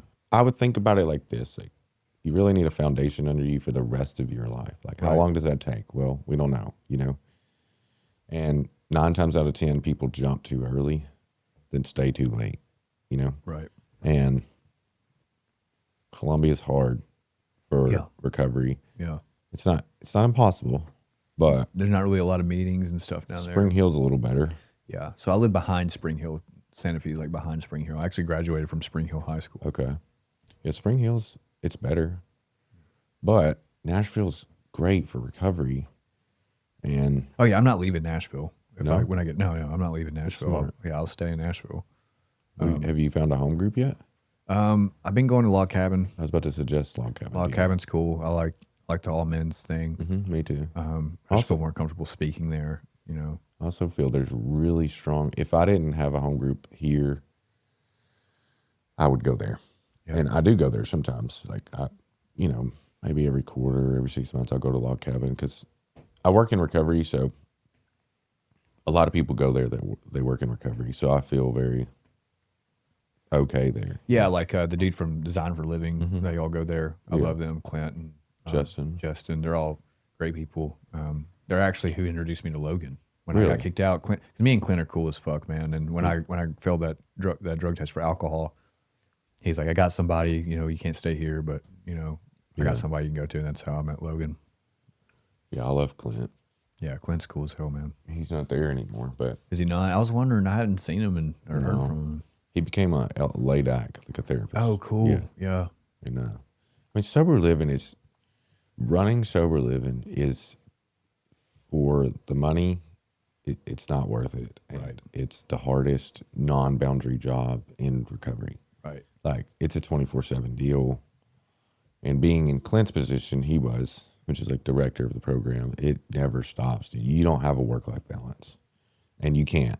Like not with the size program he has or I have, and like it's just being a LADAC is a lot more comparable to your life. Yeah. And then every other occupation and treatment or recovery services gets better. There's one job that kind of meets sober living. The money's better though, which is business development reps. Their phone rings as much as mine. Yeah. Do you know Coley Willis? Yeah. That's one of my best friends. He's great. And he's great. But his phone, he's got 2 phones. Oh, I know. And his phones never stop. And he's one of those people that never lost his meth self. I know. Like that dude is he's my favorite person. You looked like a younger version of him, actually. He would love that. He would love that compliment. Yeah. But he's a great dude. Like he's funny as fuck, man. Yeah, but we've got super close, or we've got closer this year, but we did Tiki Paw. He did Tiki Paw in Jackson in 2016. Yeah, he's from Dyersburg. Yeah. And he got sober in Jackson. And then we did the next year in Murfreesboro. So we knew each other from that. And then he went to work in treatment in Knoxville and then became BD rep, moved back to Nashville. And we just did this retreat in August. And I mean, he's so lovable. Yeah, that dude saved my life. I can say that. Like, not even exaggerating, saved my life for real. Yeah. He's the one that got me in Treehouse. They're He's real involved with Treehouse. Yeah, he got me involved in he's the one that sent me to Oxford, first and second time. Like every time. He's not my sponsor or anything. Yeah. I don't have a sponsor or anything. I don't really work steps right now. I know it's kind of tisk. I mean, I've tried it and I know it's, a thing and stuff. Why not Logan? Huh? Why not Logan? I mean, he's super busy too, I don't know. That is true. What's the apprehension? I don't really know. I think, I don't really know. I feel like I've made it this far without the steps and I'm not really a dry drunk or anything. I feel like I've just been working out a lot and trying to do that. And I don't know. I'm also, I don't know. I don't really know what the apprehension is there. What do you have to lose? Nothing really. I'm not one of these people that sit in a meeting and be like, if you don't do this, you're going to die. I hate that shit. And people are only going to do what they want to do, Yeah. Yeah. But I mean, I feel like from experience, because I was in treatment 9 times and going in and out and doing the thing, I've done the thing where I've exactly what you said, and then until I was willing to be like, whatever they tell me to do, and at this moment in your life, it sounds like there's people around you suggest things in your ear, in your world, and you're like, yeah. Until I was willing to do all that, it never worked. Yeah. And I've done the thing, working out and having a therapist and going, living in a halfway and doing treatment IOP and I've done that and it just, I don't know. I think when I'm done with IOP or when I'm near the end of it, I think I'll be more involved with step work and stuff like that. Cause, Treehouse is a program that's not 12-step based. It's not 12-step based, yeah. So for me, it would be kind of like work. See, the thing about Old Hickory Recovery and other ones, that was 12-step based. So I only had one program. I feel like working 2 programs would just really, especially stress. I think stress is such a huge trigger for me. So if I have a stress, if I'm stressed that I'm not gonna, if I'm not pulling my weight in both programs, then Yeah, you feel like you're I feel like failing or failing or anything like, because failure and stress are two of my top triggers, you know. What is, I mean, I heard that Treehouse isn't, but what is like I know they're not 12-step, but what are they? Like, So working out is the first part of the Okay. class. So their PHP program is super intense. I didn't do PHP there. I mean, I was, you know, you just don't have the money. well, I don't know if it's the money thing. I think it's more of I was already sober for 9 months, and most of those guys are only been sober.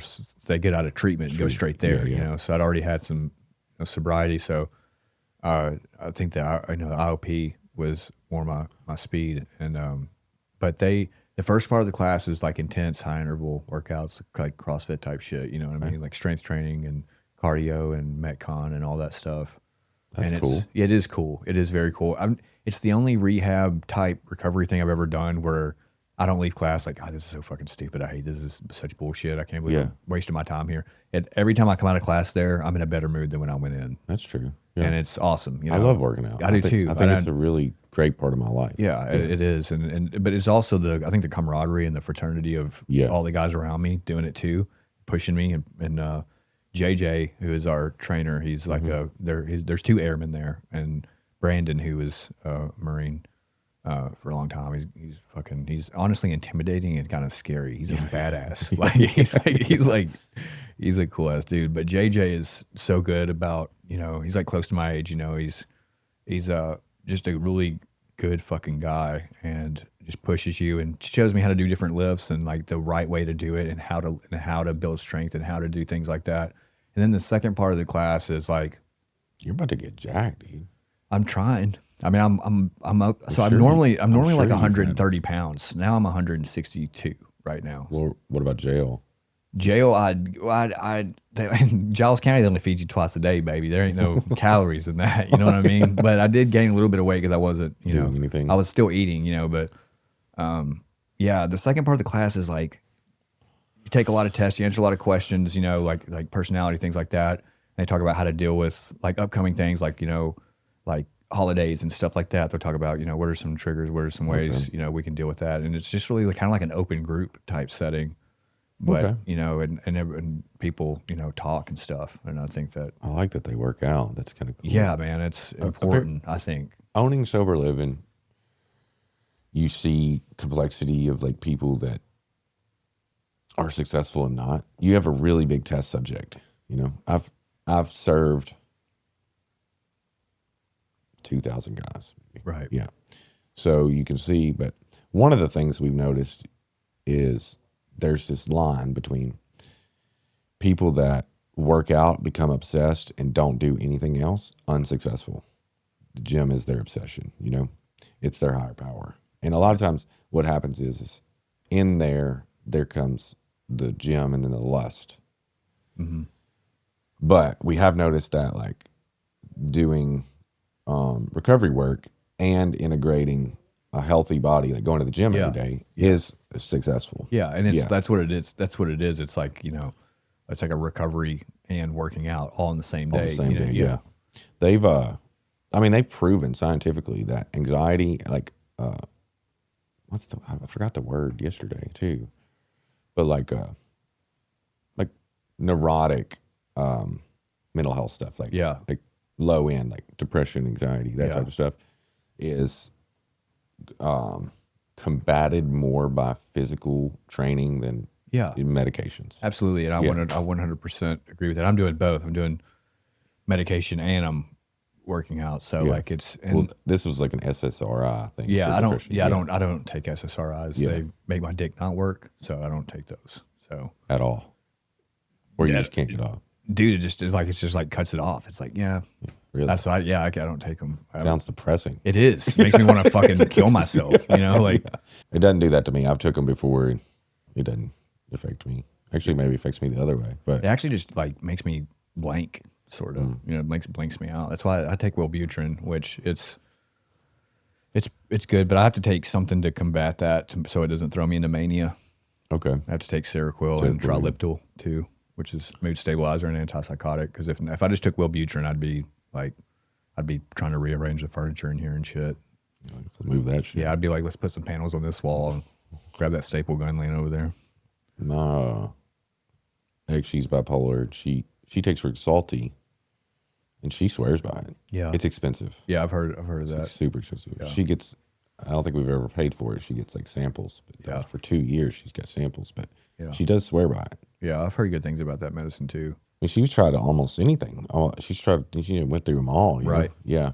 I have too. I've been on a lot of medications. You ever tried like, is it Lamictal or Lamotrigine? Which one is it? I actually haven't tried that one. I've heard things about it too. It's okay. Is your wife, is she type 1 or type 2, you know? Type 2 is where you switch, right? Switch a lot, yeah. I'm always confused on which one's which. But Type 1 usually she never is really depressed. She's baseline or mania. time. Yeah. Yeah. I get depressed when like my depression is not like I get depressed when I'm using, you know what I mean? Cause like all the, you know, shit like, but when I'm not using, I don't really get depressed. I just get really manic, Yeah. you know, and then like the anxiety wears me down. I have really high anxiety. So anxiety wears me down to the point where it does make me a little I mean, depressed. are you mania for a month, 2 weeks, a week? Like, It's different. It can be 3 days. It could be a week. You know, I've never been manic over 2 weeks before sober. I think that's the type 2, type 1 situation is how it operates. Like, I think the mania lasts longer in type 1. lasts longer. Yeah, I think so. I'm not really sure though. Could be wrong on that. Yeah, maybe. I don't know. There was a moment where we thought that, I mean, I lived in a house where we're just really, you know, everybody's got mental health, you know, but like, I'm able to like, I don't have bipolar, but I'm able to like almost like go mania. Yeah. Like I can do it to myself. Yeah. Like, okay, I need to open a house, right? Right. Yeah. Like I can get wild for 2 weeks, And but then like I'm done. Right. I Yeah. thought that too for a while. I was like, maybe I'm just a high motivated person. But what would happen is I would start a bunch of different shit because I'm pretty sure. I mean, I've been diagnosed with ADD ADHD, too, you know, so I'm not really hyper. I just get really like obsessive about shit. Like, I mean, like guitar or, you know, music or people or what have you. You know, I'd get really obsessive about things. And if things don't turn out the way that I want them to, or if I start too many things at once, then nothing really ever gets done. And I'm just kind of like a fish with one fin, just swimming in circles. Yeah, that's ADHD, buddy. Yeah, it's pretty rough. I have, I'm pretty sure that I have ADHD, but it's like not which my daughter has ADHD, but it's not a traditional version. She's been like tested by psychologists, but Yeah. I have problems with like task switching in a different way. Like it's actually like great for some of the things that I do, but like I become like, I can do something and never, like say we're going to build a pool in my backyard. Yeah. I'm so obsessed. You're working on that till it's done. Done. Yeah. I can't come off of it. Right. Yeah. And if you're talking to me, you're bothering me. Yeah. Like I can't, like if someone has to like literally like intervene and be like, hey, I need your attention. Can you look at me? I'm like that with music.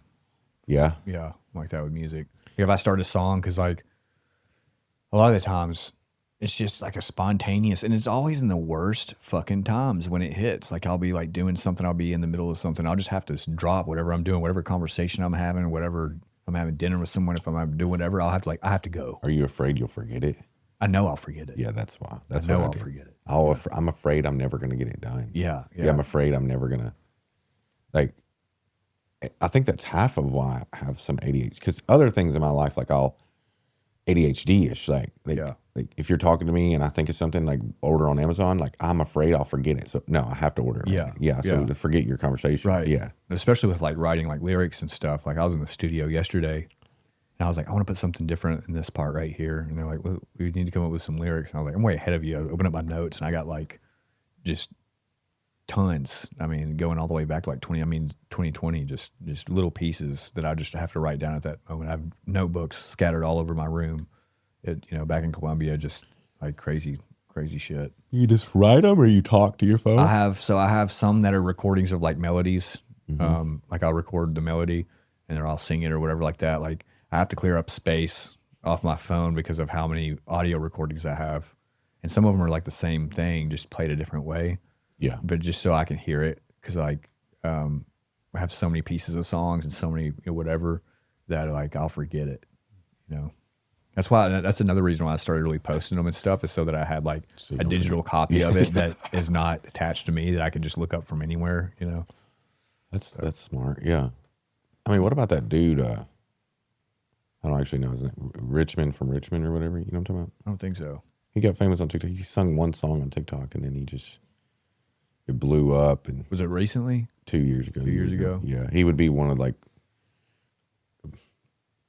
actual. I mean, there's people that are TikTok famous, but then there's people that like have like national or world fame, and it just happened like Vanilla Ice, like Right. Yeah, like Hawk Tuah. Right. Yeah, I mean she's done more with it, Yeah. but this guy he would fit that. Right. He like did the one song, and then 2 weeks later he's playing shows. And What happens a lot though is that those people that like, especially at least in the music world, is that most of the time those people have been working a long time. They have, yeah. anyways. Yes, correct. So I really like seeing that kind of shit, because it's no one just picks up a guitar and sings a hit song first time. So a lot of those they may not have been posting it or anything like that, or they may have curated Listen, I have a video that went viral, and I don't even play TikTok. I don't even play guitar. Right. Yeah. I mean, It's just different, with music. Music is such a weird industry that's constantly changing they have like what they call what do they call them, beauty metrics or something like that, where they measure your worth and your potential based off of how many views are you getting, how many people are interacting with your stuff, and so yeah, I mean, I've heard like music is so weird because people.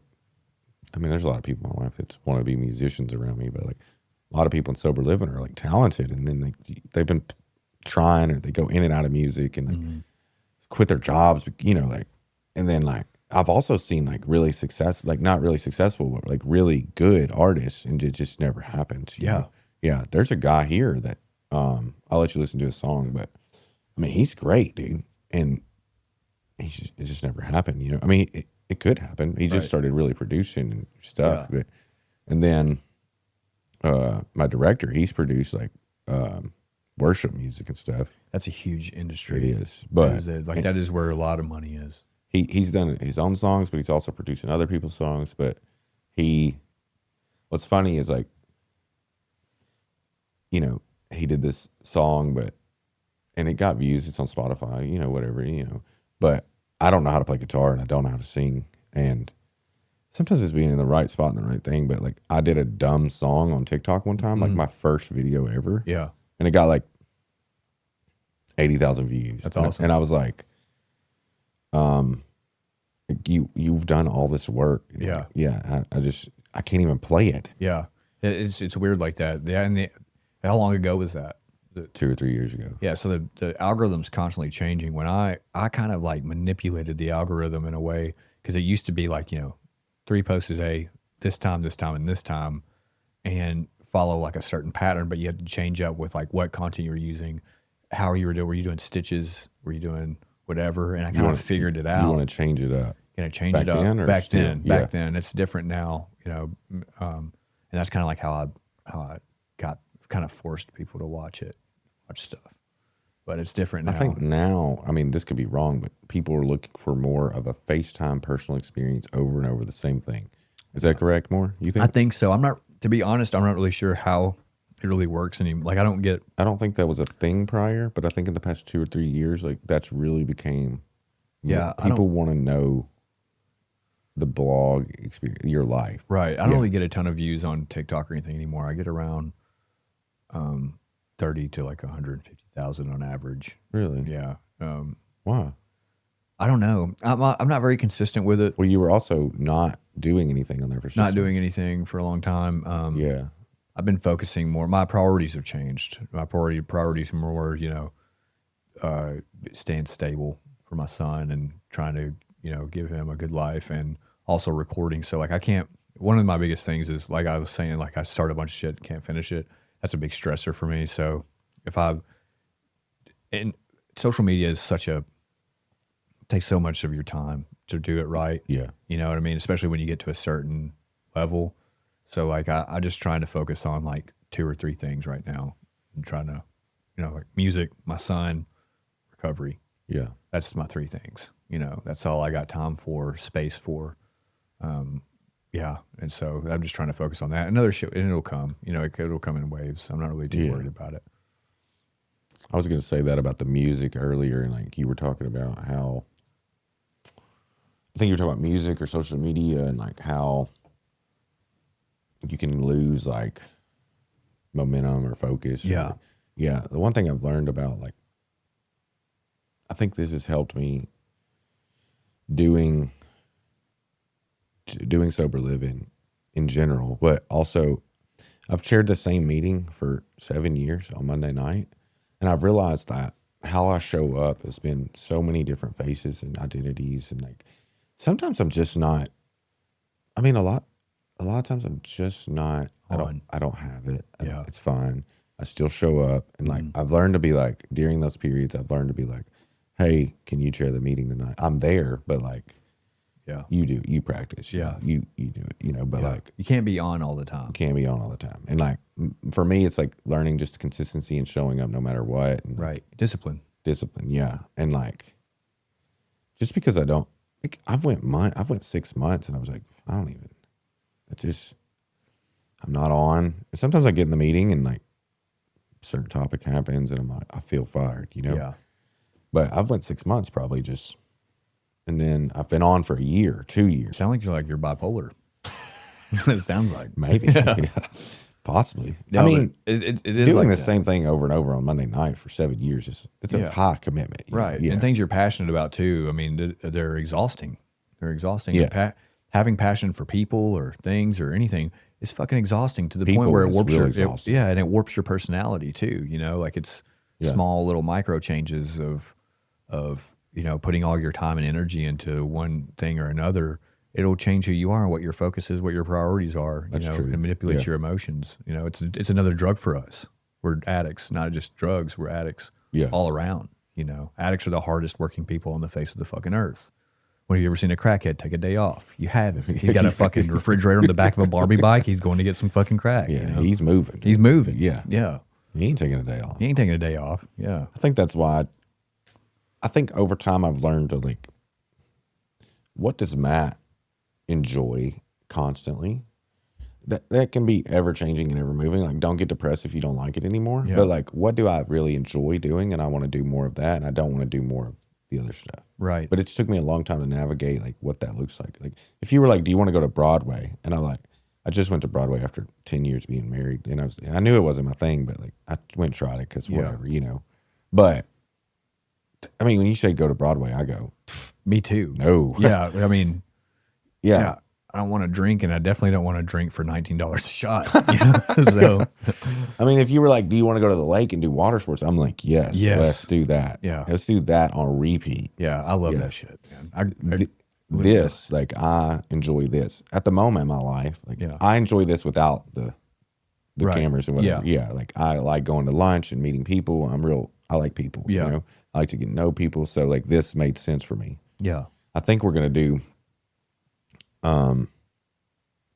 like a different version. I'm going to try something different because I don't really know what this is yet. And I don't want to lock it, And I've had different ideas but we're going to do like a meeting, like 4 people. That'd be cool. Yeah. So it's more engaged with the room. Right. I'm trying to figure out who I want in the room. And Right. yeah. But I had like, do I want it to be like, cause I have the availability to do it. Like, you know what soft white underbelly is? That sounds familiar. It's like a social media. They interview people that are like, I think in West Virginia. I think I've heard of that. It sounds so familiar. They interview people. You don't see the person, but you see the interviewee. But they're really like off the street or like they're still in addiction. Right. Like, and I have the availability to do that because I have people that are first day. They showed up to yesterday. Yeah. And I could interview them. Right. Do I want it to be that? Do I want it to be a success story? Do I want it to be? We don't pigeonhole yourself. You can do all those things. I don't want to pigeonhole myself. You can do all those things. Like, do I want to have just one guest or another host? Yeah. I talk to him only. You could do all those things, and you could be under the umbrella. Like for example, I'm not trying to bring it back to me, but like I do with I I do recovery. You know, I talk about recovery, talk about drug addiction. I also do comedy. I do music. And, you know, talk about being a dad. You know, talk about. Sometimes it's funny the things that we enjoy doing. Yeah. A lot of art, like people that play music, they've expressed this. Like the song that I like, they don't like. Right. But the song they like, I play it because they love it. You know, Yeah. it's kind of like that. Like you might get more views on something you don't even enjoy doing. Right. Yeah. Yeah, that's true. Yeah. But I get more views on things that I enjoy this. Yeah. But I mean, I think over time, but like on TikTok, like when I do a video of stupid shit, like a thirst trap or something stupid, like I get a views. You know? Right. Yeah. Yeah. But, like It's frustrating. it's frustrating. I don't want to be. like- I don't want to be in a tandem bed. Yeah. going, Right. They're like, this isn't what I'm passionate about. You motherfuckers, like pay attention to what what I want you to. And that's a control thing, really, you know, and also it also shows kind of like there's a really how so the control thing. because we want people to care about what we want them to care about. Yeah, correct. Well, they don't. Well, they don't. Yeah. Yeah. So that's why you just got to throw a bunch of shit at the wall and just hope some of it sticks, you know? That's a good method. Yeah.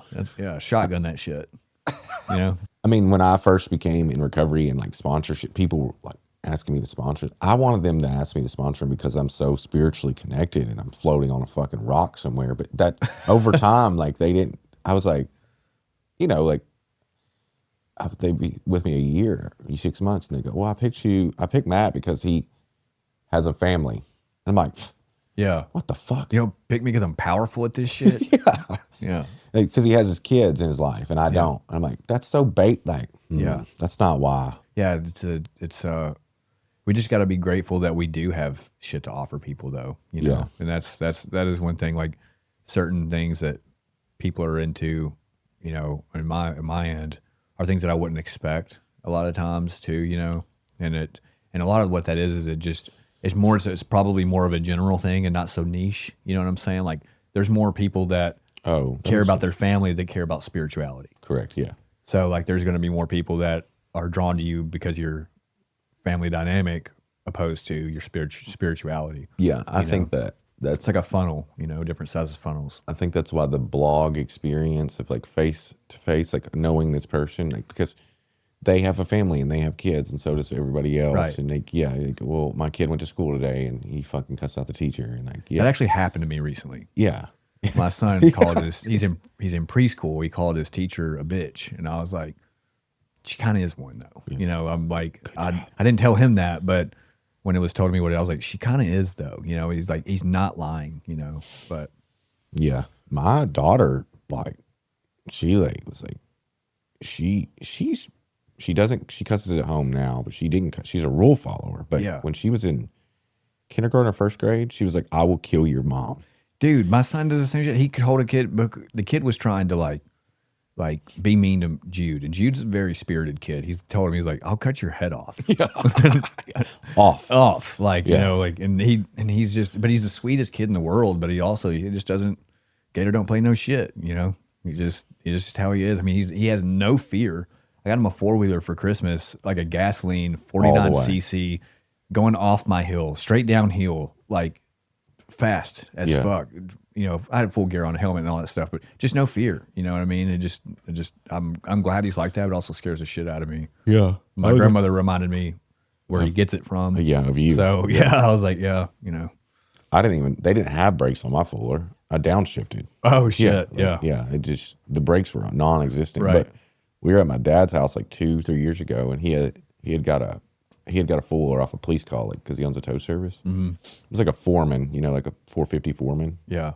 And my kids are riding it, and they always, "Well, come around the Fuller, you know, like they're riding it, and then I'd have to take them. And then finally, like, my adopted son, he was 14, 15, so he's taking them. Well, my daughter's like 10 or 11 at the time. Yeah. She's like, "I want to ride by myself." So I like put it in like second or third gear or whatever. It's an electric shift. Dude, she comes off this fucking hill. Dude, 40, 50 miles. Yeah. So at least, I'd say maybe not 40, 50 because it's third gear. So 30 miles an hour. Yeah. But she's just headed towards these trees, dude. Right. She goes through this ditch and like her feet fly up, and like then she just like, goes down this other hill. And I'm like, panic. Chancey was inside, but like if she was out there, dude, I was like, holy shit. Yeah. Yeah. Yeah. Turn. Yeah. That shit is terrifying. Because you are not in control of that. Yeah, no. I didn't plan on kids, and I didn't want kids, and I didn't want to get married. And like, I actually avoided marriage a few times, and like kids, but kids have like changed. They changed me and my soul. Me too, man. Me too. I'd known Jude's mother it was during COVID. We were locked in an apartment together. I knew her for 3 months. She got pregnant. She's like, we're getting an abortion. And I was like, I really wish you wouldn't, but I support whatever you do. And you could have unlocked the door and let her out. Yeah, I could have, but I didn't want to. That's the thing. Yeah. You know, what we do and what we want to do are completely different. But yeah, I even drove her to the abortion clinic. I was crying in the car. You know, I was like, and she came back. I was like, that was really fast. She's like, I couldn't do it. And I'm so glad. Like, that's the best decision she ever made, you know, because it completely changed who I was as a person, as a man, you know. I didn't know it was so possible to love something so fucking much. It's wild, isn't it? Yeah, it's like it keeps you up at night because you're like, the guilt and the fear, you know what I mean? Like the fear for me really gets me. Yeah. Fear of losing them or fear of, you know. I've had moments like that, but I've had the other flip side of the coin more. Yeah, yeah. Like I left me and my ex, we were in Panama City. We go out to eat or whatever, and our kids are on like the 20th floor of this high rise there on the coast side. You can go out the balcony. Like right. The whole time I'm at the thing, I'm like, dude, like yeah. I didn't tell her, but like I was like, what if like yeah. I mean, they stay home all the time, but they're on the 20th floor, you know, like what if this motherfucker decides I want to jump? Sometimes I have a problem decided not to. Like I just want to step off into the void, you know. I'm like, I could just walk off. Dude, I could do I was telling somebody at lunch yesterday, I could do a whole podcast on Call to the Void. Dude, I have such terrible impulse control. Like, I don't know what I'm going to do. Like I've literally been like, I used to roof houses and stuff, and I've just been there like, I could just jump. I could just slide off this metal roof straight into the ground. The bad part is you probably lived through that. Yeah. I have slid off. It was only like 2 stories. It wasn't bad. I landed in a holly bush, but broke your fall. Yeah, I broke my fall. And sticky. My boss was like, that was the quietest fall. You didn't even scream or yell. I was like, what was it? What was yelling gonna do? You know, I just accepted my fate, you know, like now I'm going. But yeah, stepping off into the void, man, being on like a really tall roof, or like even in the sober living I live in, there's roof access up there. And I was like looking at what you could see into the nations and see downtown and everything. I was just like looking, but I wasn't even looking at that. I was looking straight at the ground. I was like, man, you could just probably 3 seconds of air, you know, falling, but I don't know what that is. It's an actual phenomenon called Call to the Void. It's the whole thing that I'm interested in. It's like, have you ever seen? Well, you probably never seen it, but season 2 of The Sinner is like pretty much. It's not just about Call to the Void, but it is kind of. But like it's like when you hold a baby in your hands, there's like this impulse to drop it. Yeah. It's like this responsibility and the fragility of your life. Like you're on an airplane and the door, like the emergency door. Yeah, that one gets me every time. You're just like, I'll pull that motherfucker. Yeah. It's like something inside of us wants to test the boundaries of reality or something. Of ourself and our fragility of our life. Like the fatality and like how easy it is to just, like you think addicts struggle with that more? I don't know. That's a great question. Because I mean, at some point we were all in a position where they're like, with life. here's a drug that your parents and everybody in your life has warned you about that's going to kill you, take your life, or be very dangerous. And we decided, let's do it. Yeah, let's shoot it in our arm. Peer pressure was never a problem for me. It was my own internal pressure, you know? Yeah, I am the pressure. Yeah, they were peer pressuring me to not do it. You know, like my friends were like, please don't smoke meth and steal chainsaws. And I'm like, I'm going to smoke meth and steal chainsaws. You know? Yeah. I don't know. I do know that it's a common experience. I don't think that they understand maybe, but I've been in so many meetings and people would go, I just felt like driving my car off the road today. And that is like the call to the void, you know? Yeah. And like, it's possible. I mean, maybe I should do some research of like, I think that other people do it. I don't think that it's just exclusively for addicts, but we probably have like something inside of us that's a little more like, you know, we do like high risk environment. Like you have AIDS and you want to have sex, sure. Yeah, right.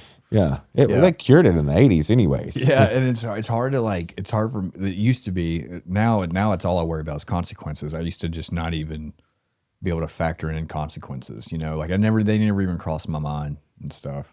I've been driving before and be like, the only thing separating me from playing bumper cars is a yellow line. You know, that's it. And I think that's probably the call to avoid. It's probably good. Do you get an Uber? Yeah, yeah. I'm really interested in the idea of like why the complexity of our brains and our souls do that. Like, I don't know that, and like I'm pretty like interested in how serial killers operate. Yeah, yeah. I think that I think that I have the capacity. Yeah, and I want to know why they have the capacity, and a lot of times I can relate to. I think to me what's fascinating about serial killers is the obsession to have to keep doing it. Like it's an addiction. You know what I'm saying? That's what fascinates me. It's not like killing someone. Like I think that if the circumstances were right, I could probably kill someone and not feel bad about it. If that's how I feel. You know what I'm saying? Like if they broke into my house or if they were trying to hurt someone that I cared about or trying to hurt me. Yeah, I don't think I would think twice about it. I don't think I would think twice about it. But I think that what fascinates me about serial killers is they're hunting people and they have to do it. It's an obsession. And it becomes worse and worse and worse. We know about obsessions. Yeah, we know about obsessions, but I just couldn't imagine the obsession. Like what's addicting about power? Killing someone. Yeah, it's a power thing. Power, yeah. I think that's what I've gathered throughout all my research on them. It's a power thing. Yeah. And a lot of times they'll think about like people that are like classifying them or profiling them. They would think, well, they don't have power in their actual life a lot of times. So they're regaining power. Oh, it's like, yeah. Yeah. Like they live at their mom's house and, you know, there's been a few different things, but we don't know how like Ted Bundy felt inside, you know, but he was like a normal human being operating in life and was attractive and like, but you don't know how insecure he felt. Right. I have a song kind of like that. It's called Dom and Dahmer. Really? Dom and Dahmer? Dom and Dahmer. Yeah. It's the first lyric is, he said that I'm kind of funny and charismatic like Ted Bundy. I don't want to meet your father. He said I look like Jeffrey Dahmer.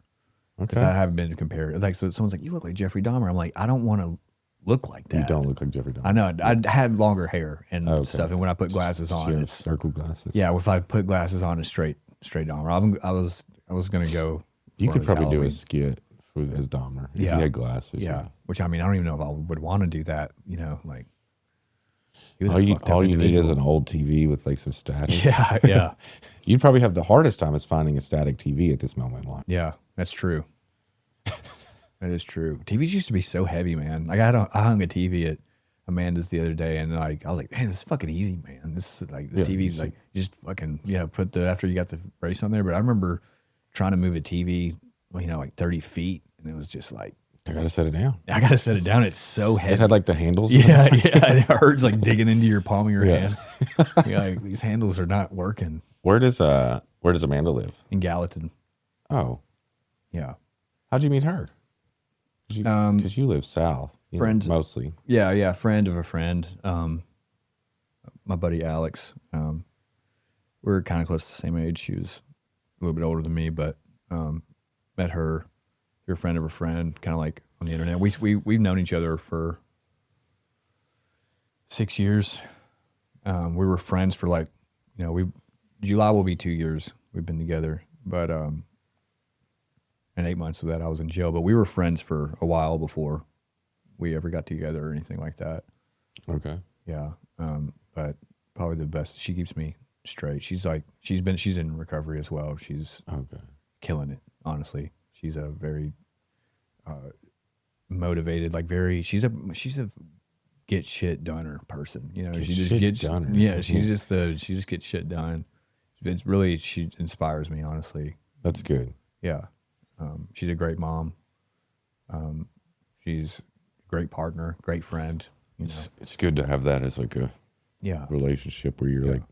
She really brings me back to ground level sometimes when I'm freaking out about something, or if I'm overwhelmed, or if I feel like I get imposter syndrome about certain things when good things happen in my life, and she kind of reassures me that That's great. Yeah. Actually, I'm very interested in imposter syndrome. I probably brought it up 6-7 times in the 15 episodes of. I think it's because I've done so many bad things, and I've hurt people, and I've done myself, other people I cared about, and I don't feel like I deserve a good life sometimes, and even I have a lot of shame, inherent guilt. I mean, guilt's good, shame's bad, you know.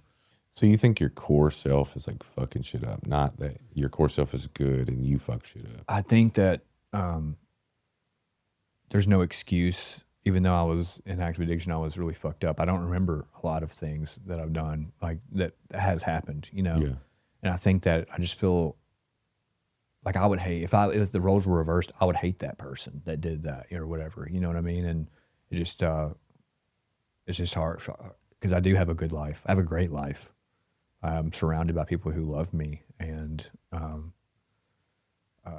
sometimes it's hard for me to accept that it's real, that it's true, and that I deserve it. The reason I'm interested in it is because, I mean, I probably heard the term 2 years ago. Me and my ex were walking or whatever, she brought it up, and I was like, I just don't, I don't have that, So I started like, really, like, do I? And then, but I've really examined, like, I have like the opposite, but I've noticed it's a lot of people do. Yeah. Yeah. Like, I think the complete opposite. Right. I think I'm due more. Right. Yeah. You're like, I'm killing it. Yeah. Yeah, you are though. Yeah. So. I mean, I think that like there's times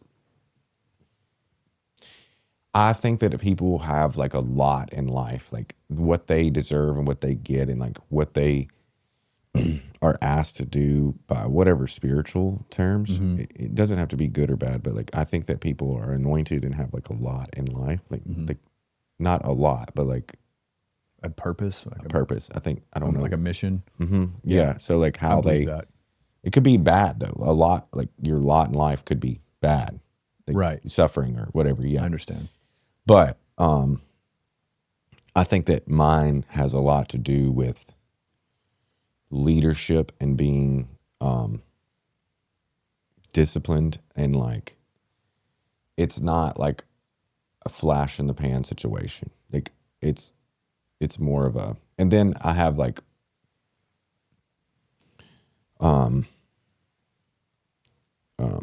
I go through suffering, but like it's like I have a lower threshold for pain over like longer periods of my life. It's like lower and lower. So like I go through a lot of spiritual battles, and I experience like those battles very highly. And I also think that not just this, but like there's this thing about me where people can like get in my truck and like spiritually, like they just tell you everything. Pour, dude. Dude, I've experienced the same thing. Dude. It's crazy. I understand. I know that burden of that. It is, and it is sort of a burden. I think it's because I'm human, and I express my humanity very open and honest and upfront. But I think there's also like a spiritual like pull for them to do it. Yeah. Yeah. My mom had it too. Yeah. But like some people in my life have came to me like, you could be a preacher like me, right? And I'm like, I just don't. And it might be, maybe it's just not time. Right. I also think the qualifications to be a preacher are something I'm not willing to do. Right. Yeah. Running a ministry is something I'm willing to do. Yeah. Doing those one-on-one and you pour your heart out, that's something I'm willing to do. Yeah. But like, I feel like say at this moment in my life, like the right choice for me to be a preacher in 10 years, 5 years would for me to be celibate, don't have sex before marriage, find a wife, like, and I'm not willing. Like I'm not buying a car before I test drive it. It's just not gonna happen. I've lived too much life, and it's just it's just I'm not gonna do it. And maybe it's just not in my cards right now. Yeah. But I feel like that's my lot in life. Also, like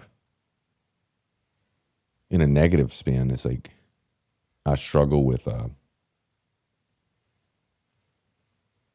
I wouldn't say bad relationships, but like I struggle. I think that me going through relationships has been like a learning thing for me, and like learning how like codependent I am and how to get through that process. I understand that. Yeah. I've had some terrible relationships in my life, and I've repaired a lot of those. Like me and my child's mother we had a I've repaired a lot. Terrible. Yeah. I had Yeah. a terrible relationship, but building that back up, and it was still something like she still has a lot of things against me that, she doesn't really fully forgive me for. And I don't blame her. Some of that stuff will go away. Yeah. Some of that stuff will go away, but I mean, yeah, it's,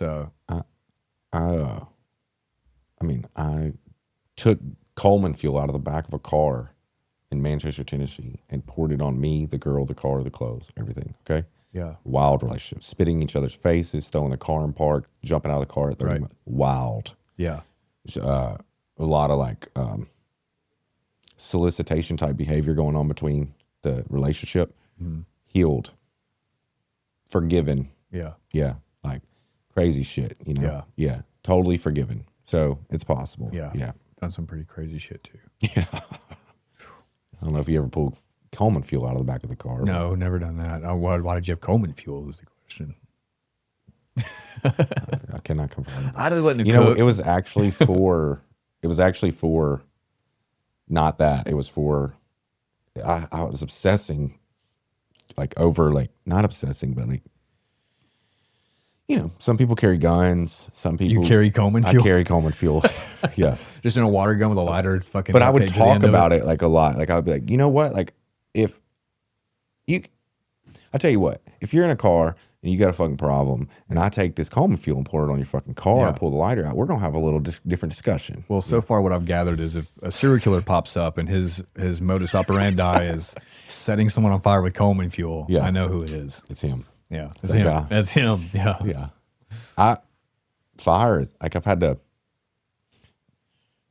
I stay away from fire actually. I watched my house burn down when I was a kid, and I love fire.